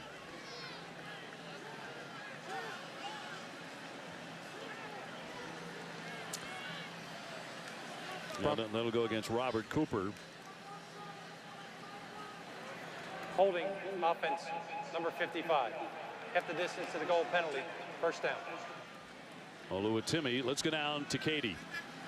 Well, guys, during that last timeout when the offense was meeting on the field, defensive coordinator Nick Howe was the one trying to hype everybody up. He stopped and talked with Joe Reed, then went straight to the O-line, hitting the guys on the helmet, hitting guys on the butt, just trying to get the energy back on this offensive side. Well, they need it. They need a boost. They need a jolt right now.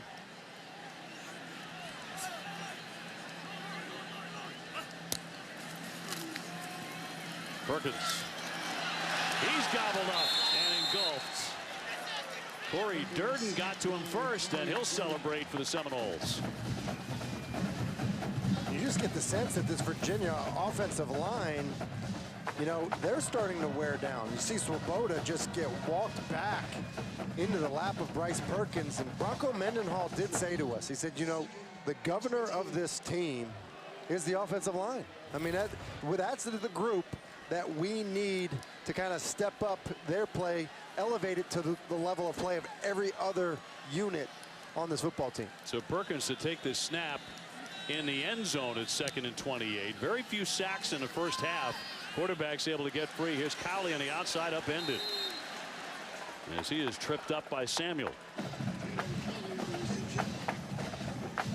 So the Seminoles, and defensively, there is no doubt about this. Even though they've given up a lot of points, they did in the first couple of weeks of the season, allowing 80 points in the first 2 weeks.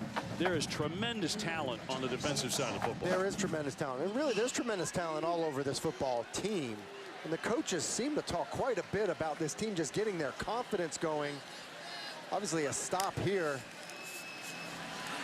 would end up helping, you know, this Florida State defense that, you know, really kind of hemorrhaged points in their previous 2 games in the second half. You know, it's fascinating. Both head coaches talk about the talent level, pure talent level for Florida State being higher than Virginia. Even the Virginia side says that. And, right, and that's not typical. You know, oftentimes you say, Coach, well, you know, pretty evenly matched, and their team is, you know, similar to our team. And Bronco Mendenhall, he showed his team. He brought up a roster and he showed, hey, look, these are all the 5 stars. They're on Florida State's team. These are all the 2 and 3 stars. They're in this locker room. Nearly got to it on the punt. Fair catch for Helton backing up. And it takes it around the 40, and we'll take the break. 7:47 to go. Was there roughing on the play? There was no flag. Cooper doing some dancing. Well, he's got to get off the field.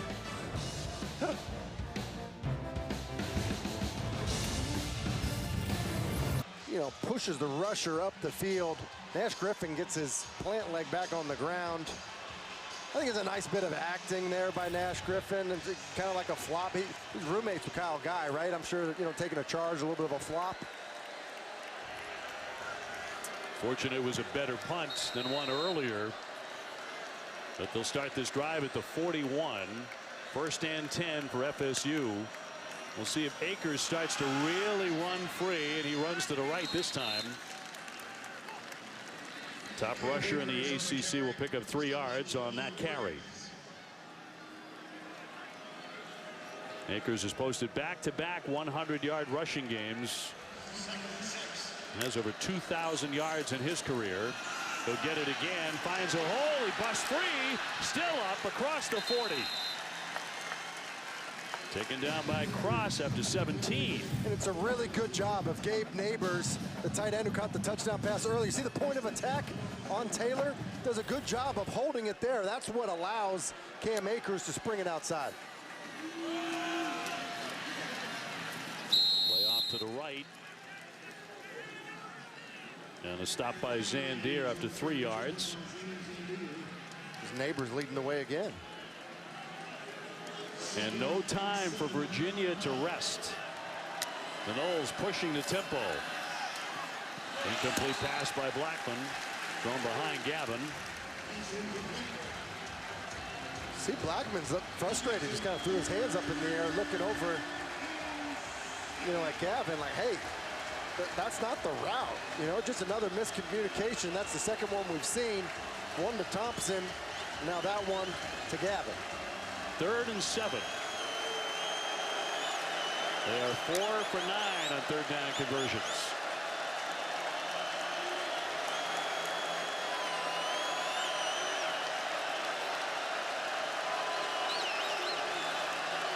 Akers sets up to the right of the quarterback. Back, chased, flips it, and complete. Complete to Akers, and Gam covered it on that far left side. He got there, but well short. And let's see if they punt this away in 4th and 8. Virginia brings the pressure there. I'm surprised that they didn't have a different play call. You saw it after the initial clap by James Blackman, and you know, they didn't have Terry, Tamarian Terry, out on the field, and so there's really nowhere for James Blackman to go with the football. Yep, and Ricky Aguayo's on for a 53-yarder now. That would tie his career long, which he achieved against Miami. Big attempt here. The kick is up, and that kick is good. 53 yards for Ricky Aguayo, the senior, and he drills it to put Florida State on top, 17-10. A 53-yarder, and absolutely drilled it. Florida State with their first points in the 3rd quarter so far this season on a 53-yard field goal by Ricky Aguayo to make it 17-10 over Virginia. Tim Hasselbeck, Dave O'Brien, Katie George with you from Charlottesville. Good one brewing here with 5:48 to go in the 3rd quarter. And Joe Reed back into the end zone and will not take it out. So the offense has been stunted a bit for Perkins and Virginia. What do they have to look to do here in the 3rd with this much time remaining? Well, I think stay on schedule. You look at that last drive, you know, it was a false start penalty, then a holding penalty. You can't shoot yourself in the foot. And you know, if you look at what Pittsburgh did, you know, coming out to start the season against Pittsburgh, they were a second-half team. I mean, outscored Pitt 17-0 in the second half. And so now you have an opportunity against a team that has struggled in the second half to kind of put it together. Offensive coordinator Robert Anai trying to whip something up. Getting 41 points per game. 1st and 10 for Perkins. Back to throw. Had plenty of time and complete. Caught by Jana for the 1st down. With Asante Samuel wrapping him up at a 15-yard gain. Yeah, this is what they are looking for from Bryce Perkins. He's trying to throw the option route to his left to Billy Kemp. He doesn't like it, so he's able to come off of it and then drive the in cut to Jana. That's really well done, and that's what offensive coordinator Robert Anai is talking about in terms of Bryce Perkins developing as a passer inside the pocket.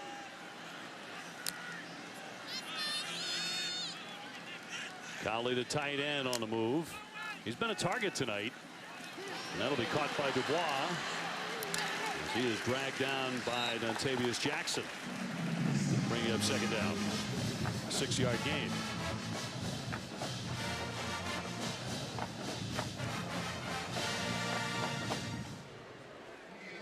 Second and 4 now for Virginia.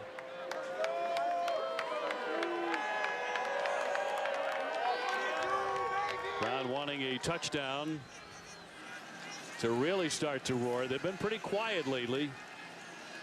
Almost 60,000 here tonight. Under 4.5 to go in the 3rd. Perkins time again. Dumps it right over the middle and complete to Jana. He's become the man for him. Samuels gobbled him up at 13 yards the gain. You just see how the shifts in the motions can distort the zone coverage by Florida State. A shift, a motion, and now all of a sudden, Jana just turns around on a 3-yard route, and there's no one within 5 yards of him. They move the chains again. Talapapa in the backfield.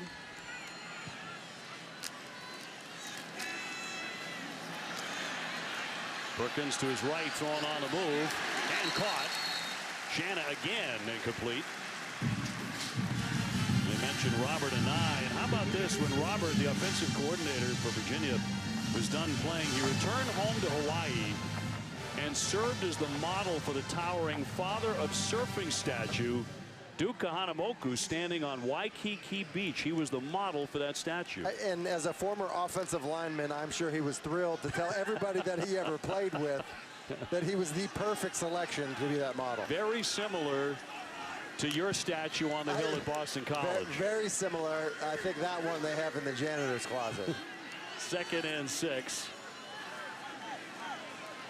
And Virginia on the move.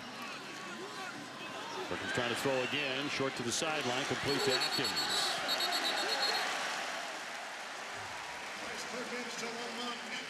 He stepped out early. Under 3 minutes to go in the third. And that's a great example of Bryce Perkins escaping to his right. You know, they have pressure up the front by Robinson, and he just escapes to his right. And then you see how comfortable Bryce is getting the ball out when he is moving to his right and how quickly he's able to find a receiver. A big 3rd and 4 here.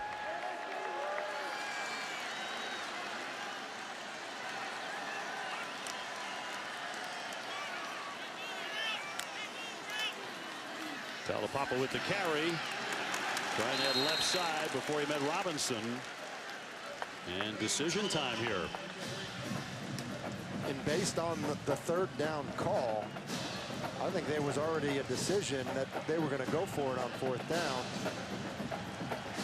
which is exactly what it looks like is happening. 4th and 2.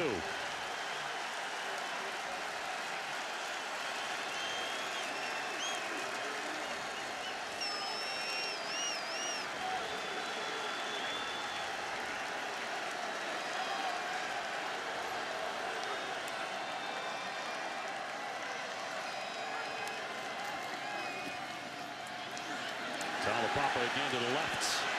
Driving forward. What a run there for the 1st down. That's the run of the ball game. It is. It was actually, I agree with you, Dave. I thought it was Talapapa at first. Bryce ends up pulling it out of the belly of Talapapa, and watch Peacock come in, really, you know, help kind of create some type of a hole, but that's just effort by the quarterback. Perkins with the keep. It's almost like Perkins decided at the last second not to give it to Talapapa because of the penetration. What an outstanding effort by the quarterback. Bryce Perkins showing you what he can do with those legs as well to pick up a huge 1st down. 7 plays, 48 yards on this drive. Now to the air and short. Slanting inside. The reception. Billy Kemp with the catch. And they are moving it. Perkins, by the way, 8 for 8 in this quarter. He's been outstanding. That right there, you know, is a good example of Robert and I. After a quarterback run, when you call a designed pass to try to get the quarterback an easy completion, he just ran quarterback power, basically. He's tired. Don't make him throw a go route or oppose something difficult.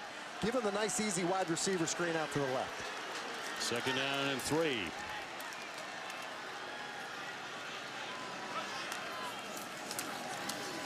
Throwing short again. They're staying that way and complete to Jana.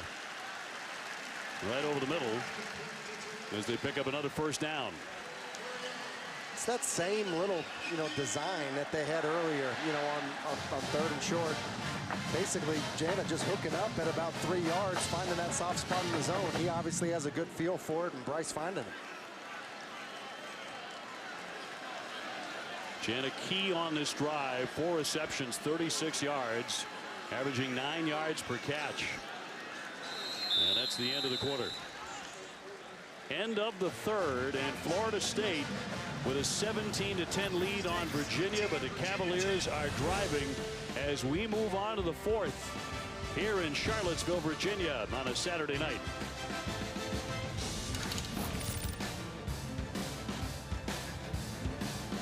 On a nurturing Fansville by Dr. Pepper. Do you know what time it is? It is 7 p.m. We crushed Tech by 40. You should be out there celebrating. Let me smell your breath. Not a trace of Dr. Pepper. Look what you're doing to her. Why aren't you celebrating? We are. We're about to take a victory lap with the Streakers. Hey, Mr. and Mrs. Streaker. Hi, CJ. Great game, huh? Dr. Pepper, the official drink of Fansville. Count it down. Go. 5, 4, 3, 2, 1. Get X-Men Dark Phoenix on digital today, on Blu-ray Tuesday. Now let's have one more. 2? Make that 2 more plans. Sweetie? Let us help with your plan. We can do that. Sounds like a plan. Start a plan that flexes with yours. New York Life. Don't just throw a tailgate, own the tailgate with a Bojangles Big Bow Box. Only Bojangles brings the flavor to every tailgate with mouth-watering chicken, fresh buttery biscuits, flavorful fixins, and freshly steeped legendary iced tea. Because how can you expect to win the game if you don't win the tailgate? Feed all the hungry tailgaters in your group with an 8, 12, or 20-piece Big Bow Box. Bojangles, it's bow time, y'all. Selling has never been my thing. Then I grew up, and it still wasn't my thing. You got the waffle maker? Finally, I discovered Mercari. You just take a few pics, add a description, and boom, it's listed. Mercari's got millions of buyers nationwide, so stuff really sells. And everything ships, so no awkward meetups. With Mercari, anyone can sell. Even me. Not using it? Just sell it, ship it, and get paid with Mercari, the selling app. We got one of those new purple mattresses, and it is amazing. You have to try it. Oh, this doesn't feel like memory foam. No. This feels amazing. Right? What is it? Actually, it's called Purple, and it's a completely unique comfort technology, meticulously designed to cradle and support the human body. Cool. For a limited time, choose a free Purple product with mattress purchase at purple.com/TV. Absolute laser. That was fantastic. This Friday, an all-ACC matchup as the Fighting Irish square off with the Tar Heels. Number 10 Notre Dame, number 18 UNC. Friday at 6 on ACCN. Every weekend, get in the huddle. Jack Collinsworth, Gridiron stars Eric McLean, EJ Manuel, and Mark Richt get you hyped. From the studio to the sideline, they'll have you covered. The Huddle, Friday at 8 Eastern on ACCN. Central Michigan, Miami, next Saturday at 4 on ACCN. Well, the Hill is absolutely packed tonight for Virginia and Florida State. Over 58,000 on hand here in Charlottesville. Look at the ball control now for Virginia. 31 minutes time of possession of 14 for the Noles. And you think about Florida State not being able to hold on to leads. They defended 187 plays between Boise State and Louisiana Monroe. You get tired after a while. So, been on the field quite a bit. Sure have. Here's the 10th play of this drive as the fourth quarter gets underway. And Perkins looking right. Has an open receiver, Reed. They swallow him up quickly. And with Samuel and Warner converging on him to bring up second down. No, and not surprised to see them throw a little hitch in front of Asante Samuel. He's the guy that you would want to double move. And that easily could have been a setup to try to double move him later in this red zone appearance. Second and 7. Early moments of the fourth quarter. Perkins getting time. Lofts it for the corner. Reed, he's got it! Touchdown!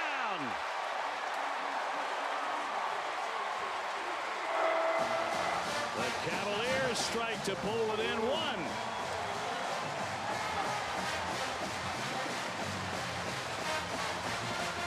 Beautifully thrown ball here by Bryce Perkins. Good touch. And Joe Reed, an excellent job over the shoulder. That foot is definitely in. Maybe had 2 in. Nice play design. Excellent ball. Get a wide receiver lined up on a linebacker. Perfect drive and sequence for Bryce Perkins. And Virginia has tied it at 17. Reed with 7 touchdown receptions in his last 7 games. He is the man for Virginia.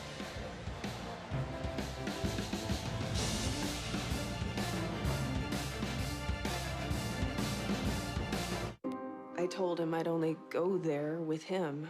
And I knew it was a lie as soon as I said it. We like to watch. My parents don't understand. I'm definitely a screamer. It used to be just me and her. But more people makes it more fun.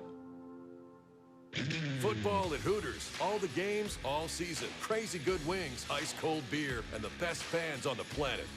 Hooters. Did you know that ticket prices can actually go down right before the game? That's where Game Time comes in. Game Time tracks ticket prices in real time from thousands of trusted sellers, then shows you all the best deals. So we can get tickets at the last minute for up to 60% off. Download Game Time now.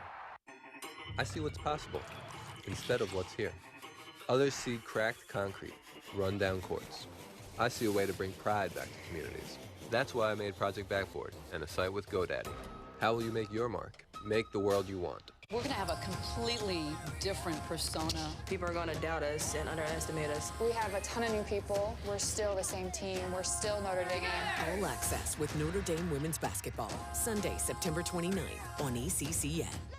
Look closely. This $50 Buffalo gold piece was the purest gold coin ever struck using .9999. That's 4 nines, pure 24-karat gold. The U.S. government had to stop production because of a shortage of specially made gold blanks. It's no wonder the price of that edition has gone through the roof. Now you can reserve your own copy clad in 14 milligrams of 24-karat gold. The final issue price was to be set at $50 per proof. But now this private, non-monetary 24-karat gold-clad masterpiece can be yours for only $9.95. With gold prices up almost 300% since 2003, price can only be guaranteed for 7 days. Each new 2019 $50 gold Buffalo Tribute proof is clad in 14 milligrams of 24-karat gold, is proof struck, and utilizes the famous Buffalo nickel design. Strict limit of 5 proofs per caller. You must hurry. Call now. To order, call 1-800-691-1696. Strict limit of 5 proofs per caller. Early seconds of the fourth quarter at Virginia. This one all tied up.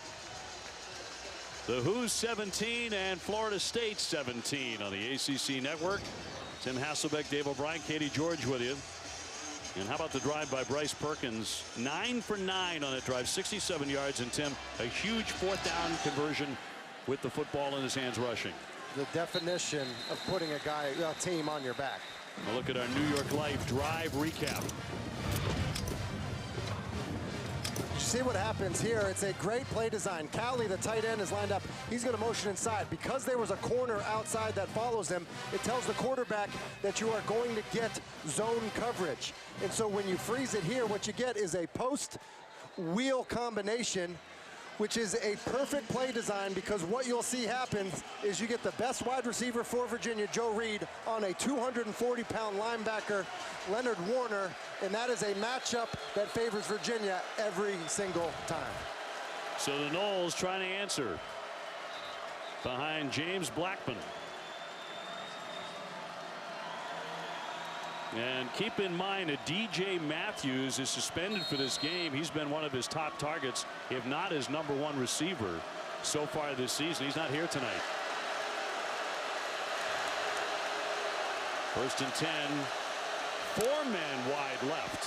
And he's looking that way. Complete to Labor. Trying to make a move. He darts ahead for a couple. Mack with the stop to bring up 2nd down. It's critical for Florida State's offense to do something here. And you think about what they have gone through in their last 2 games of giving up leads. You have to respond to that scoring drive by Virginia to give your team some confidence. The coaching staff for Florida State loves the way they rally around Blackman. As a team, that's offense and defense. He'll throw short again to Helton. Big stop. Bryce Hall, no shock there. You know, we talk about Bryce Hall being a cover guy, you know, somebody that teams don't want to throw at. but he just jumps this wide receiver screen. They have blockers out there. Look at him knife underneath Terry and make the play on Helton. That's a big-time play. We talk about him in all the pass breakups. That's outstanding corner play in run support. Big stop. It looks like Charles Snowden, who is down, and that would be a giant loss in more ways than one. He's 6'7", 235. More in a moment.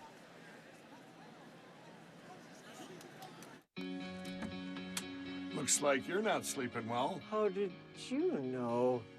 Hey, Megan! Hey, you're that guy. The My Pillow guy. That's right, and I'm here to help you get the best sleep of your lives. Oh, you have a down pillow.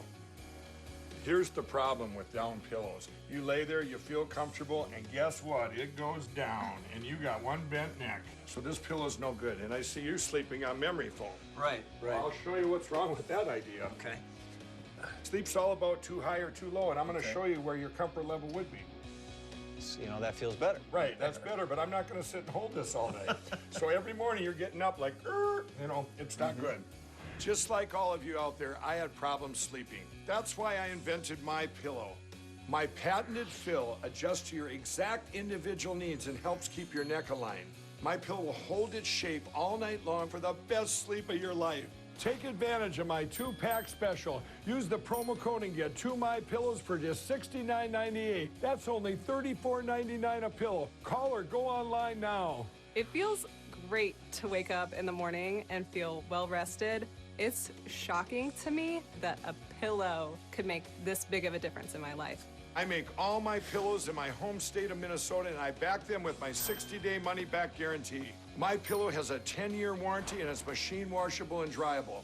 Sleep is one of the most important things to your health, and My Pillow is one of the most important things to your sleep.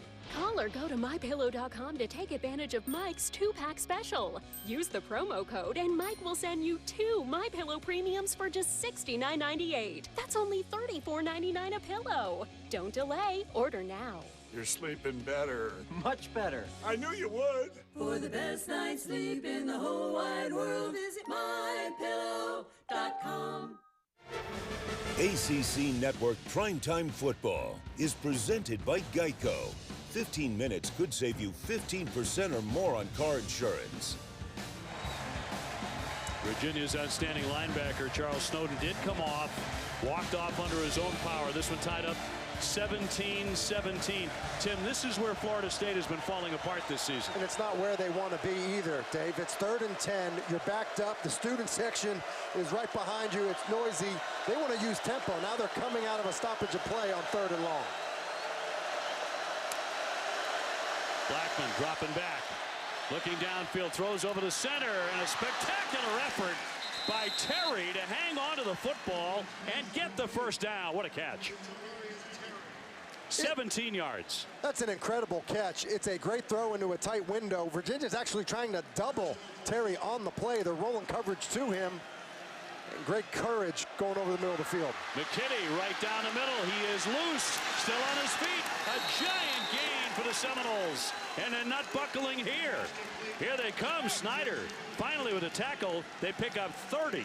And that's what makes this offense go. That tempo, make you make a mistake defensively, which is what happened and why McKinney is uncovered. Moving quickly again, Akers right through the center. For a decent gain, Cross with a tackle, back to that play. This is what I mean, Hall's underneath, but they're essentially trying to double cover him with the safety over the top. Mack can't get there in time. An outstanding throw, and then you just have a bust. You have 2 running for 1. Akers got hit pretty good by Snyder. And Terry, just great speed. Can be a frightening receiver. Scary Terry, they call him. Big career catches at 74 against Boston College, 78 against Northern Illinois. He can go deep. Akers again off lefts. Trying to use him here with 12 minutes to go in the 4th and a tie game. And look at Kendall Briles saying, I want you to go, go, go. Said, we want to play faster than we have. I mean, it's like he got him to play, you know, a long time ago. He's like, hey, hurry up. He's free, and he is into the end zone. Touchdown, Florida State. That was impressive. And the Seminoles have taken a lead 23-17. Started off by the amazing play on 3rd and 10 by Terry over the middle. And then the tempo just got the best of Virginia, and Helton's able to sneak inside off of the play action fake. So Aguayo for the point after.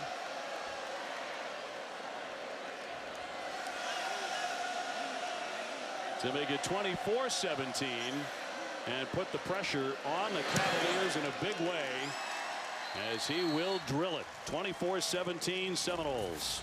The Seminoles said they needed a spark. Well, came in the form of their quarterback on 3rd down, and then a great job of Helton working the inside, finding his way into the end zone.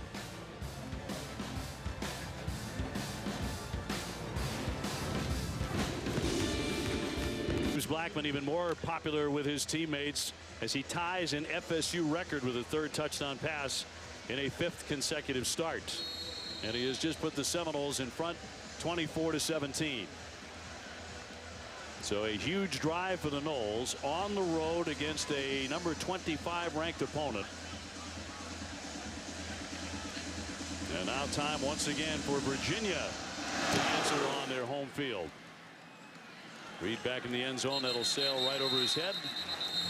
11:42 to play.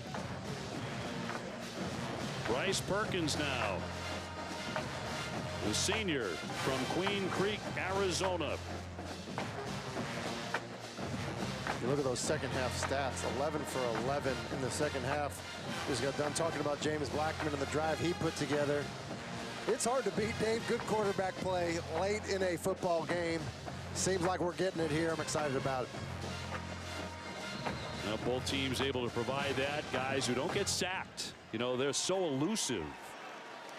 And can run and hurt you in so many ways. 1st and 10 for Virginia.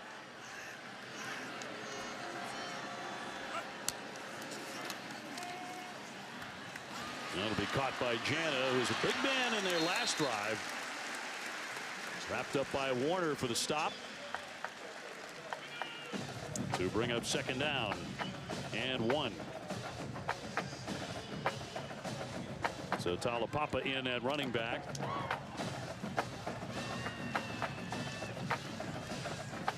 They've been able to shuffle about 5 different backs in there tonight for the Cavaliers. 2nd and short. Wanting to throw, rolling right.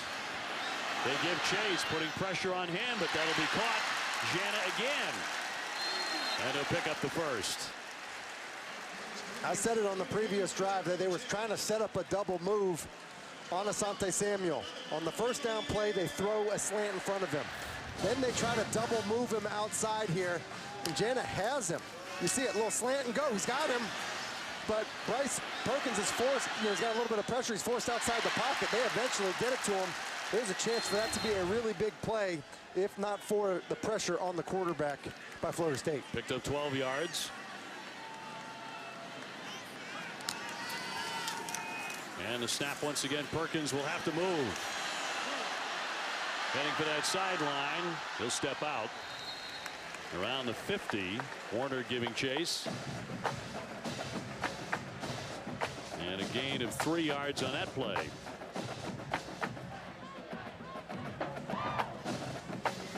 And they'll mark it at the 49.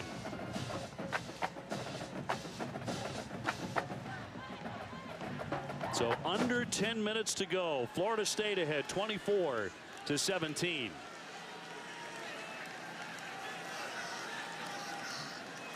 Perkins trying to get him into the end zone again.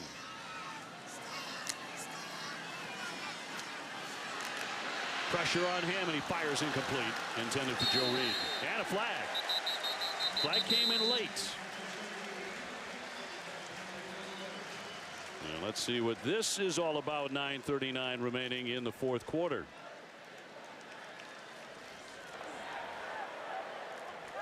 During the pass, holding number 5 defense. 10-yard penalty, automatic first down. Oh, automatic first down. That's on Dontavius Jackson. Florida State put out of pressure, which put Jackson, kind of in space on Joe Reed, and he's trying to run with him. He just grabs him. Just trust it, because I actually don't even think Bryce Perkins was throwing it to Joe Reed. I think he was going for Jesus Dubois. Yep. So Jackson just kind of panicked because of the pressure. And hopping Matt over there.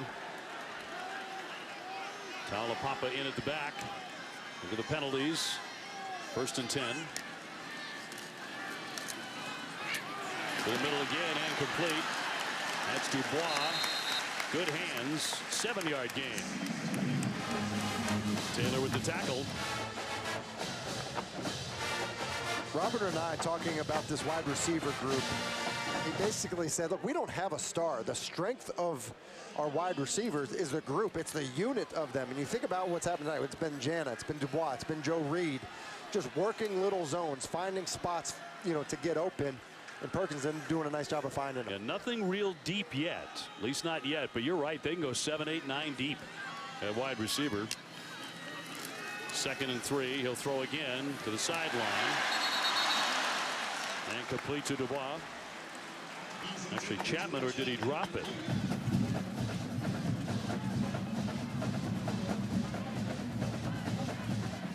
Third down and 3. And take a look. Yeah, bobble. And let it go. Incomplete. They had completed 14 in a row before that. So 3rd and 3. And a timeout. So Florida State will take their first of the second half. On the ACC network, #1 Clemson taking on Charlotte. We'll bring it to you next weekend. Can't wait to get back. Florida State 24-17 on Virginia. Perkins with the handoff here. Taulapapa straight ahead for the first.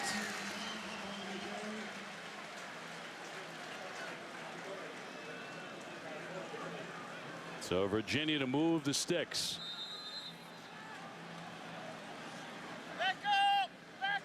See if they're going to measure this. That was interesting. Kind of saw 2 different spots between the officials. One on the far side seemed to be about a yard shorter than the official on the near side. And Broncos already made up his mind. And they bring him out to measure. Bronco a tad bit biased. Just a little? On the decision, but they clearly have it. First down, Virginia.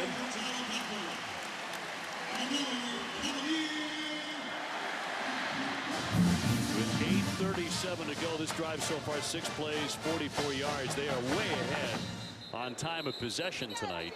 Let's go, Virginia! And yet trailing 24-17. Let's go, UVA! Come on, Virginia! Let's go! Come on, Hoos! And now they're going to check the spot again. They're going to review that to make sure. And it seemed like Willie Taggart, got the officials' attention. You see the line to gain there. Taulapapa's going down. He does kind of slide a little bit forward after he hits the ground. You see when he is first down. He kind of lunges here. Nothing's on the ground. Looks like his left elbow is the first thing that hits. That's right. Heck of an effort by Taulapapa.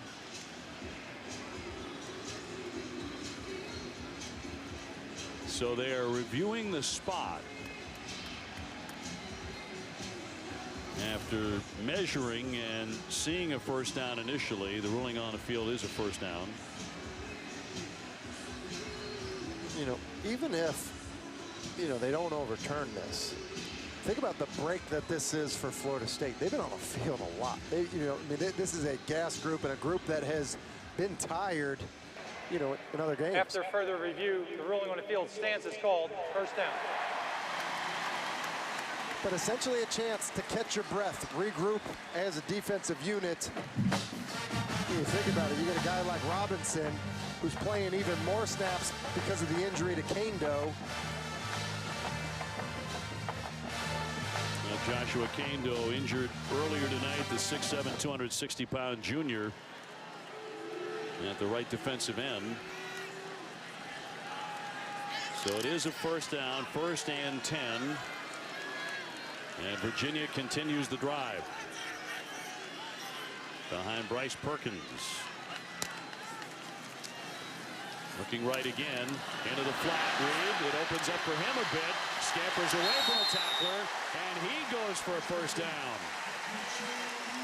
Joe Reed, the graduate. Coach Mendenhall's kids say he is their absolute favorite player.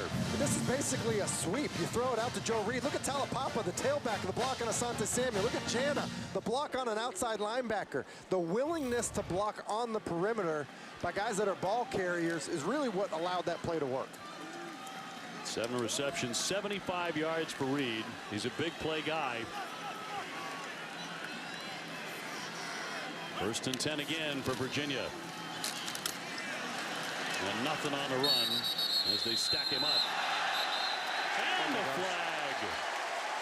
And over-aggressive there by FSU, and that cost them. PK Kier. After the play, personal foul, unnecessary roughness, number 91 defense. Half the distance to the goal, penalty, automatic first down. Boy, what a big mistake. You know what it is? It's selfishness. It's plain and simple. These are selfish penalties. It's exactly what Willie Taggart is talking about with his team. Selfish penalties. There's no reason for it. You make a great play. It's a great defensive call. You get a stop. I mean, just there's no excuse for it. And to be honest with you, with what Willie Taggart told us, I don't know why he's still in the game. Like, if you're going to make the penalties that hurt your football team, especially late, then put him on the sideline right next to the coach. That's Robert Cooper.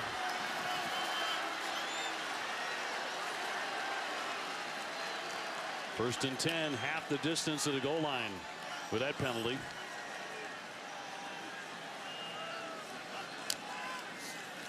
Perkins dumps it off. It's Reed again. Trying to cut back inside. Got down close. There's another flag on the play. And that's going to be a face mask. Personal foul, face mask defense, number 23. Half the distance to the goal, the end of the run, first down. It's a similar formation to the touchdown pass we saw earlier. It was man coverage. That's what gets Joe Reed out in space. And then you just see Nazrul Dean get his hand in the face mask of Joe Reed, which gives Virginia a first down at the 1-yard line. Their best defensive player. He commits the foul. So 1st and goal for Virginia. Knocking on the door. Perkins with the handoff. He's trying to move that pile. He's pushing. Still pushing.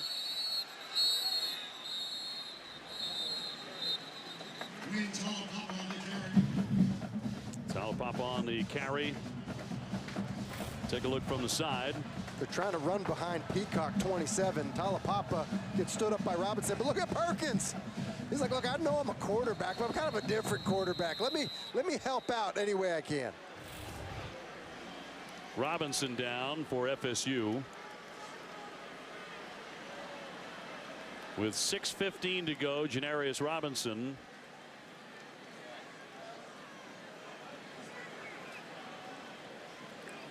I mentioned it earlier on Robinson. With the injury to Kando, he's playing more. And he's doing a good job, but he looks tired. Looks like they're dealing with cramping here. They're giving him the water. They're stretching his calf. Yep, a very warm night here in Charlottesville. You know, of course, there has been that question targeting FSU about conditioning and dehydration. That's been an open question. There's been talked about, a lot of questions in that regard so far this season. And Dave, I mean, you and I are hot. We're hot up here. I get it. It's warm, but it's early in the season. You're Florida State. You practice in the heat, and we saw a lot of guys cramping, you know, in the earlier games. And you could have said, hey, listen, it was hot against Boise State, but you know, on a night like tonight, where you know it feels like we're probably below 90, it's just surprising to see when you're not seeing as much from Virginia. Cavaliers again 2nd and goal.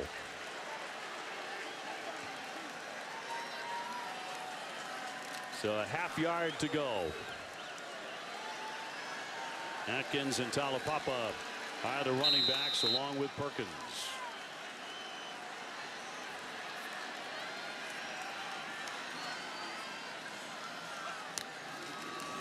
Talapapa again trying to center, and he is in for a touchdown.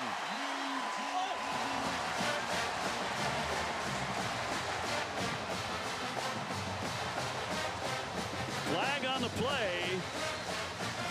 24-23 Florida State. It's a good physical run again by Talapapa, and Bryce Perkins gives him a little shove.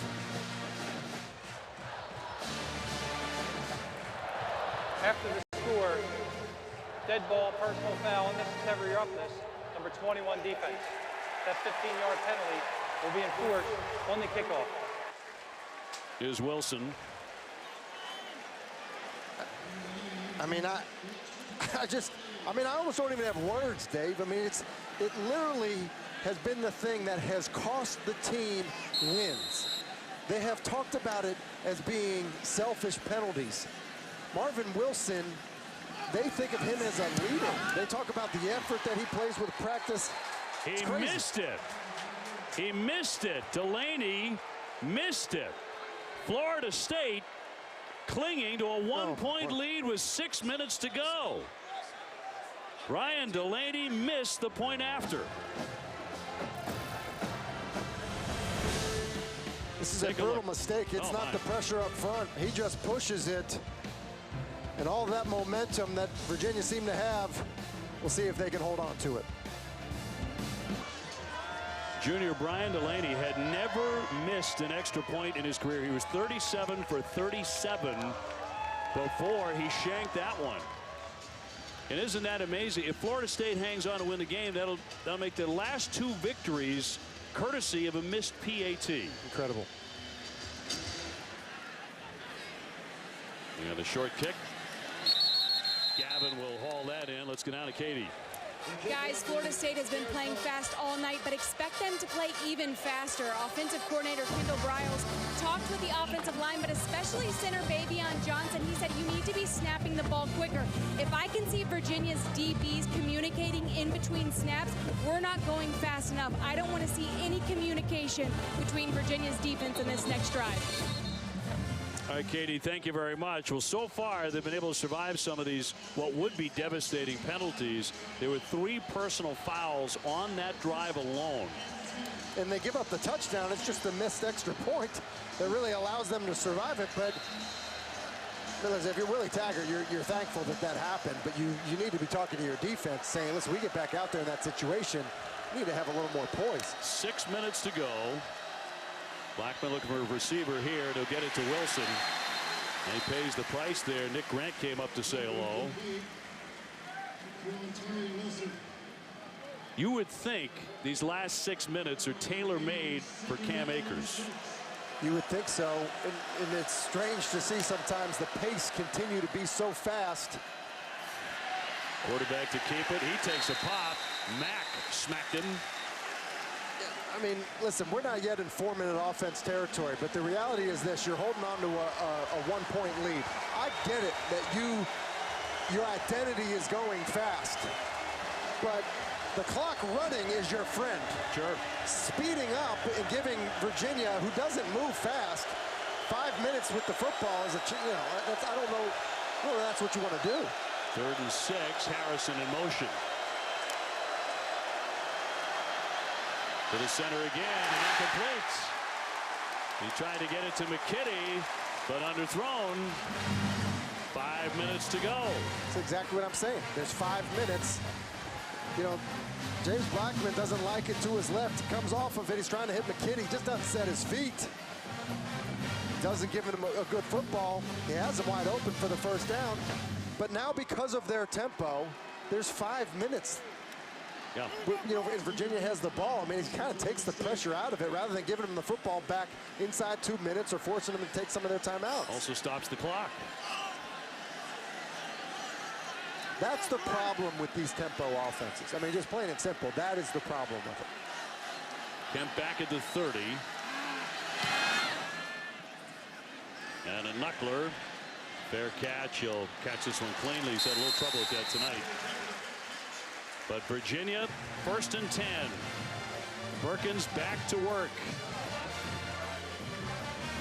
No, we got a dandy of a finish shaping up here in Charlottesville. Yeah, and he's back to work. And you look at their last 2 drives that resulted in touchdown, both 11-play drives. That's why I think the clock is such a big deal. They've dominated time of possession. We've seen a Florida State defense get tired before. And so now they're sustaining these long drives. And if that's the case, then having obviously more time on the clock is a major advantage for how this Virginia offense wants to operate.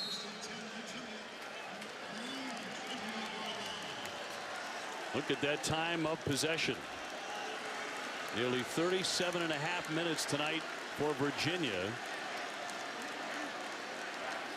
as they begin this drive.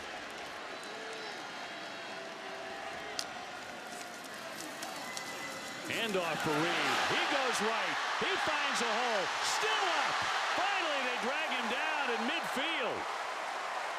Robinson with the stop, but a 22-yard gain. It's a lag draw. They fake the sprint out to the left. Look at that. Look at the flow by the defense, and then they just absolutely split it. They call it a lag draw or a sprint draw, and they do it with their wide receiver, who they also trust as a ball carrier. Samuel's looking like he is badly shaken up. Although Timmy really opened up a hole there.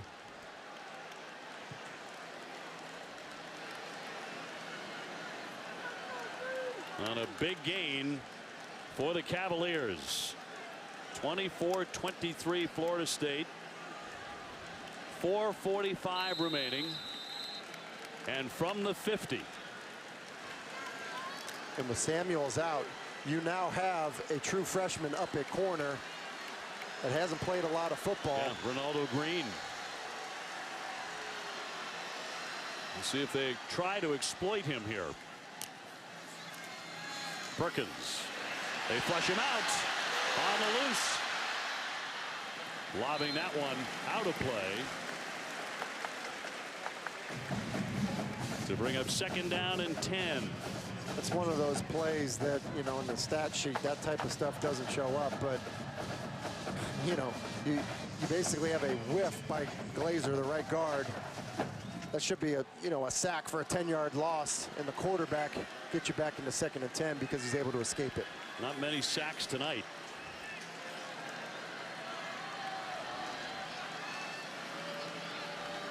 Perkins on 2nd and 10. Wants to go airborne again, and he has a wide open receiver. That's Dubois. Jitterbugging inside. Taking to the sideline. 25 yards for Dubois. That's exactly what I'm talking about. There's Green, the true freshman corner on Dubois. It's a single high safety, man-to-man coverage all by himself. Not only does he win on the route, but he's not able to make the tackle afterwards. It's a good job of Perkins of seeing the matchup. And what a move he put on. Shimmy and shake.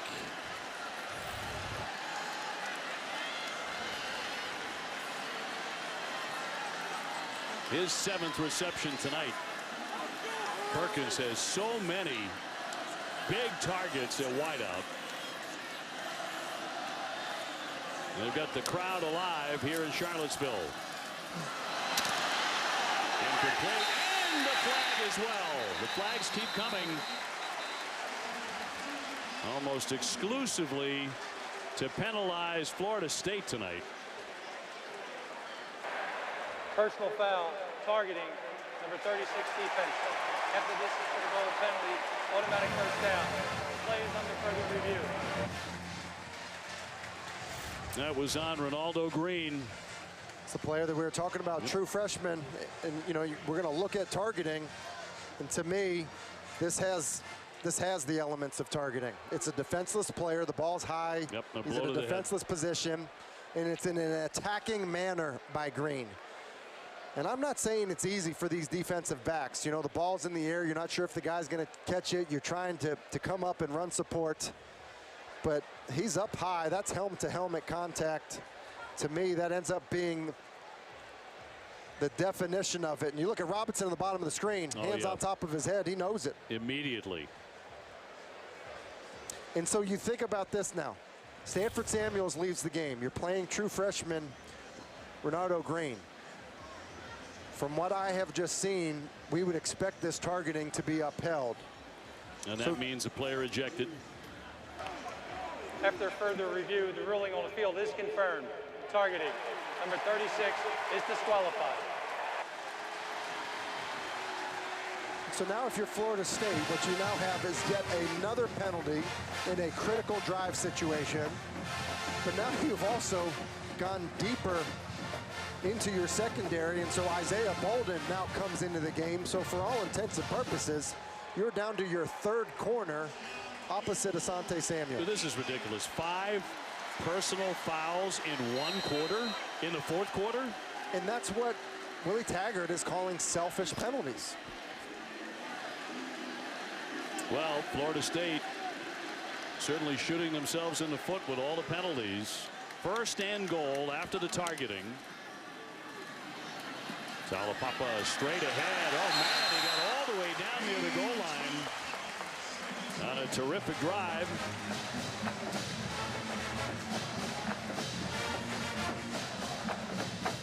And, you know, you get into this situation, if you're Virginia, you almost don't want to score here. You want to take your time getting into the end zone.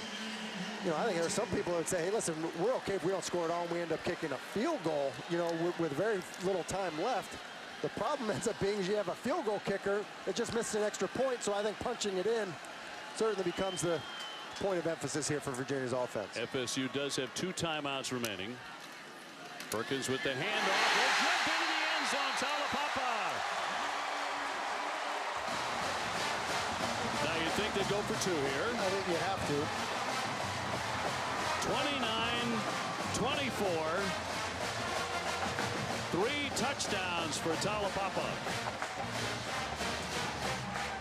2:34 to play. You see how deflating it is to have these penalties. I mean, look at Virginia just get this push on that Florida State defensive line that really had been doing a nice job competing all throughout the night.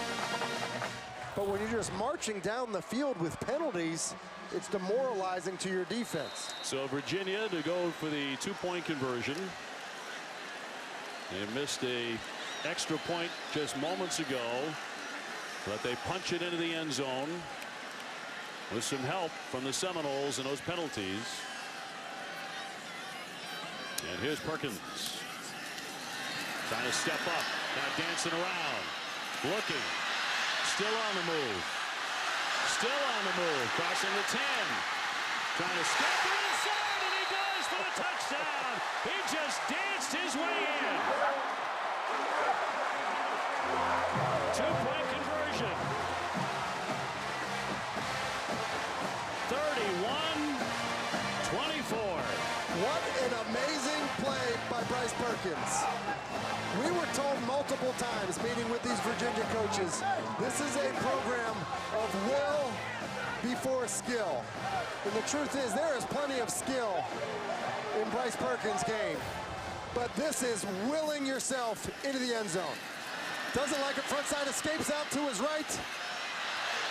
And just look at this. The effort by Bryce Perkins to bring it backside and walk into the end zone.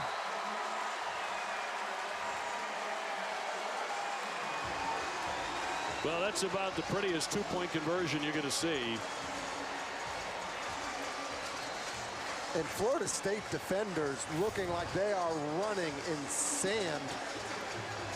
Now look at that bench. And the excitement in this building, on that bench, Bronco Mendenhall kind of talked about you could almost feel it, but we have to earn it against a quality opponent like Florida State. Otherwise, it won't continue to build. They certainly have a shot at it now. Well, Virginia, their last 3 drives, 75 yards a touchdown, 74 yards touchdown, 72 yards and a touchdown. They've been impressive. But let's also not forget that James Blackman last time out, he was impressive as well. Well, 2.5 minutes to go. Here, all 3 touchdowns in the 4th. Great play design finds Joe Reed on the wheel route mismatch against the linebacker. Punch it in with Talapapa. And then it's just big boy football again. Running right at you. Talapapa again. You just look at these drives. I mean, it's demoralizing. 11 plays, 6 plays. All 3 of them over 70 yards. Capped off by touchdowns. That's how you respond. Well, now it's the Seminoles' turn to respond. And they have time to do it. 1st and 10. On to keep here, Blackman. Ahead to the 25. Stopped by Zandier.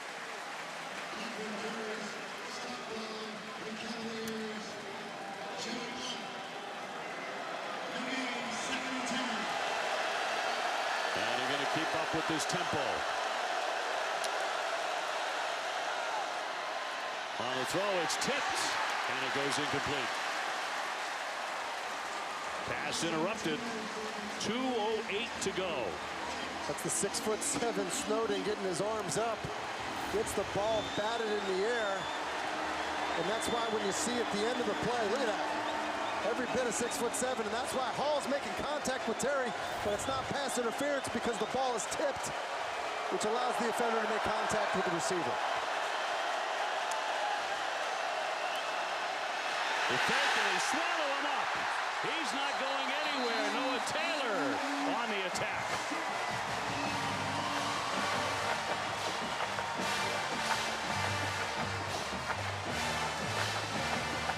This is what Bronco Mendenhall wanted. Florida State backed up near that student section, near the band. Left tackle having a hard time getting off on the snap. Noah Taylor taking advantage of it. And Virginia with their 2nd sack. 4th and 15. Got to get a man off the field on the Virginia side. They barely did. Blackman. Stepping up in the pocket. Rifles it. Broken up. Flag down.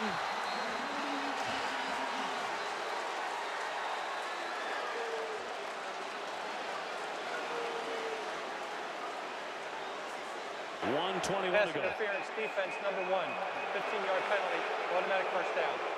Automatic first down. That's Nick Grant with a pass interference. So right call by the official. You're getting the in cut by Wilson. And Nick Grant just a little too early. There's a nice break on the football. The fans aren't happy about it, but that left arm grabs Wilson. A lot of times you see officials shy away from making that call. People say, oh, hey, let him play. In my estimation, PI is PI. Nick Grant's there a little early. Bronco Mendenhall heated, but it keeps Florida State alive with the automatic first down. 1:21 to play. Is Broncos' reaction. You typically don't see that type of response out of Bronco. Also, unsportsmanlike conduct. So this will take it all the way to midfield and bring the football to the 50. I think that's against the UVA bench. Listen, I've been critical of Florida State in these, personal foul penalties. I mean, that's as brutal as any penalty you can imagine. You just gave them 30 yards. All the way to midfield. Unsportsmanlike on the bench of the Virginia Cavaliers. Well, what a wild finish to this one. And now timeout. Virginia called the timeout. Now you saw how upset Bronco Mendenhall was over the pass interference. And then unsportsmanlike on top of that. On the bench, which you almost wonder, Bronco came out onto the field pretty demonstrative about it. Right. I mean, talk about being out of character if that was, in fact, you know, how they called that penalty. You know, the definition of this program really has kind of been this, you know, this poise, this smart, tough, you know, the poise, and, you know, the pass interference penalty, whether you agree with it or not, I happen to think it was the right call. Play is under review. And now they're going to review the play. And so what they're going to review, like I said earlier on the Snowden deflection where Bryce Hall was able to get there, I think what they're questioning to see if the ball is tipped at the line of scrimmage, which would have allowed Nick Grant to arrive early at the wide receiver. Just very similar to the play that we had earlier in the drive. To me, you know, James Blackman is throwing a 20-yard in-cut, you know, on 4th and forever. Did it get tipped? I didn't see one there. Noah Did you? Taylor doesn't get it there. After review, the ruling on the field is confirmed. The ball was not tipped at the line of scrimmage. Virginia is charged his second time out of the half and has lost his challenge for the remainder of the game. That was an interesting sequence because it didn't look like it was close to being tipped. It didn't, and you almost wonder if the player comes over and said, hey, I got a piece of it. You trust the player. That's one thing coaches need to know, is never trust the player on the review. It's got to come from upstairs or somebody that had a better angle on it. So Virginia's down to one final timeout. They lost their challenge. 1:21 to go. Virginia leading 31-24. Quite a finish here tonight in Charlottesville.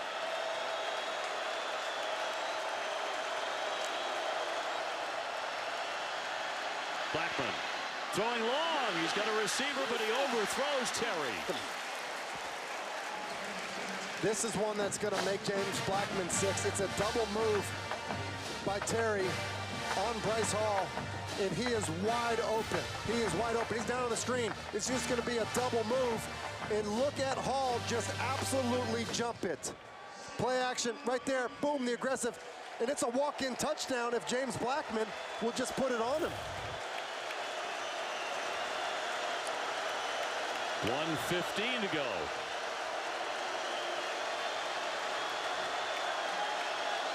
Second down and 10 for FSU.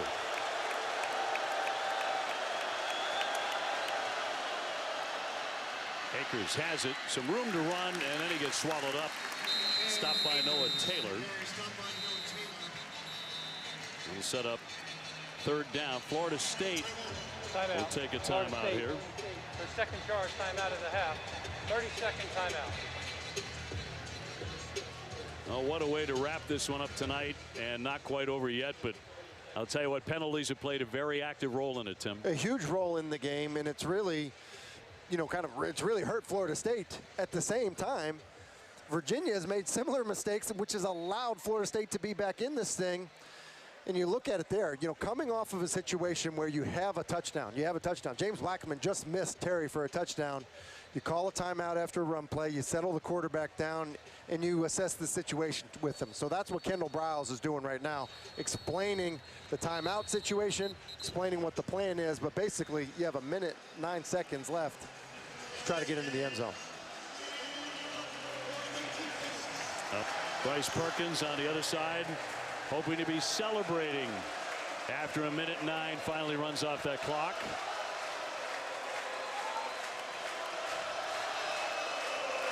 Over 58,000 crammed in tonight here in Charlottesville. Third down and 6 for James Blackman. Throwing and complete. That one caught by the tight end McKinney, but eventually stopped by Snowden, who has been everywhere tonight once again. What do you think? Do they use the timeout here? Looks like they're comfortable to stay out there. They probably talked about having 2 plays if they didn't get it on third down. 4th and 5. Blackman again to throw. Low and incomplete.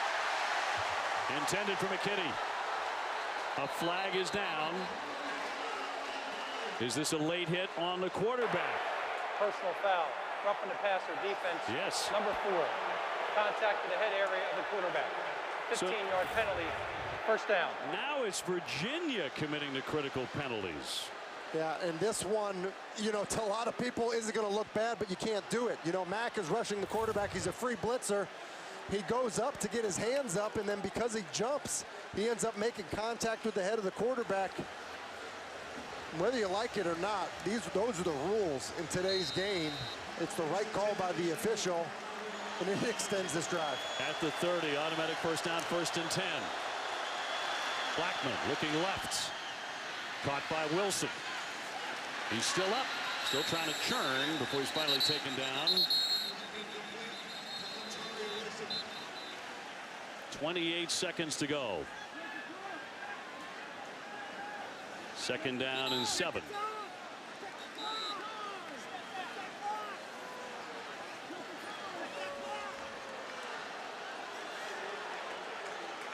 I mean, they must be saying that the runner was out of bounds because there was not a timeout taken. It was not a timeout. Ruling on the field, the runner went out of bounds. Please reset the game clock to 30 seconds. So add 2 more seconds. And really, Wilson needs to do a better job of clearly getting out of bounds. 2nd down. Has time to throw. Throwing deep for Terry. And a flag. Another flag. One after another here in the 4th quarter. And Bryce Hall doesn't need to do this. Terry is trying to run a go route. And Bryce Hall does a good job with the initial jam.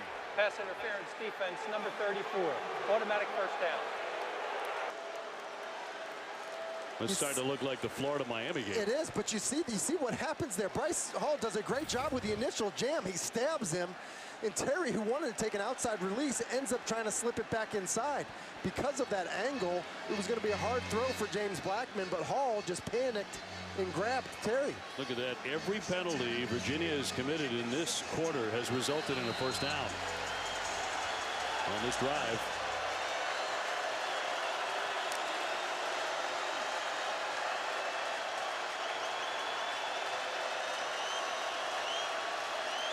So James Blackman to operate again. Trailing 31-24. Fake handoff to Akers. And he's going to be taken down. He's sacked. Zandier with the sack with 19 seconds to go. And they have to use the timeout. Bring up 2nd and 15. It's Zane Zandier coming on the blitz here. Cam Akers is going to try to pick him up in pass protection after he trips over Scott, the left guard. And Nick Howell told us, he said Zandier is one of these guys, he loves getting sent on blitzes so much. He comes over to the sidelines, he said, hey, thank you. Thank you for sending me on the blitz. And if you're going to play with that type of effort where you trip, you get up and you make the tackle, I think the coach is going to continue to send you on pressures. Zandier, who grew up in Pittsburgh, he actually starred at, get this, Thomas Jefferson High School in Pittsburgh.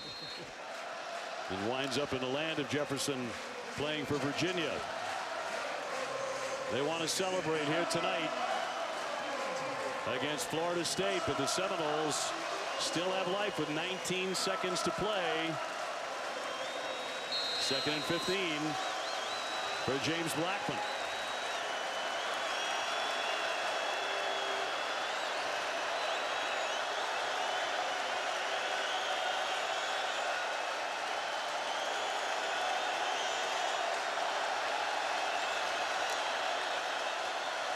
Blackman, more pressure. Evades, throws for the end zone, and overthrows. It was Terry again. 3rd down and 15. It's a pretty good shot of James Blackman. You know, the strength in the pocket. I mean, you look at him, tall, lean guy. That's a big play there to have that strength in the pocket. Really trying to work the one-on-one to Terry at the bottom of the screen. Right here. And Bryce Hall has been up for the matchup, but that's the matchup. That's the best receiver versus the best corner. Good on good.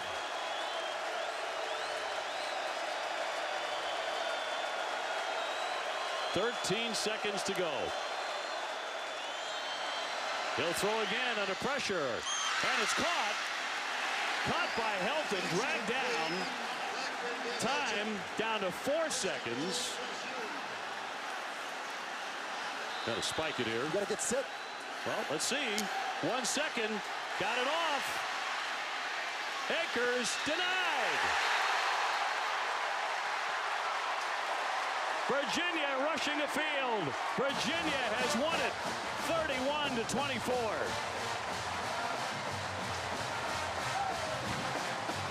I can't believe what I just saw.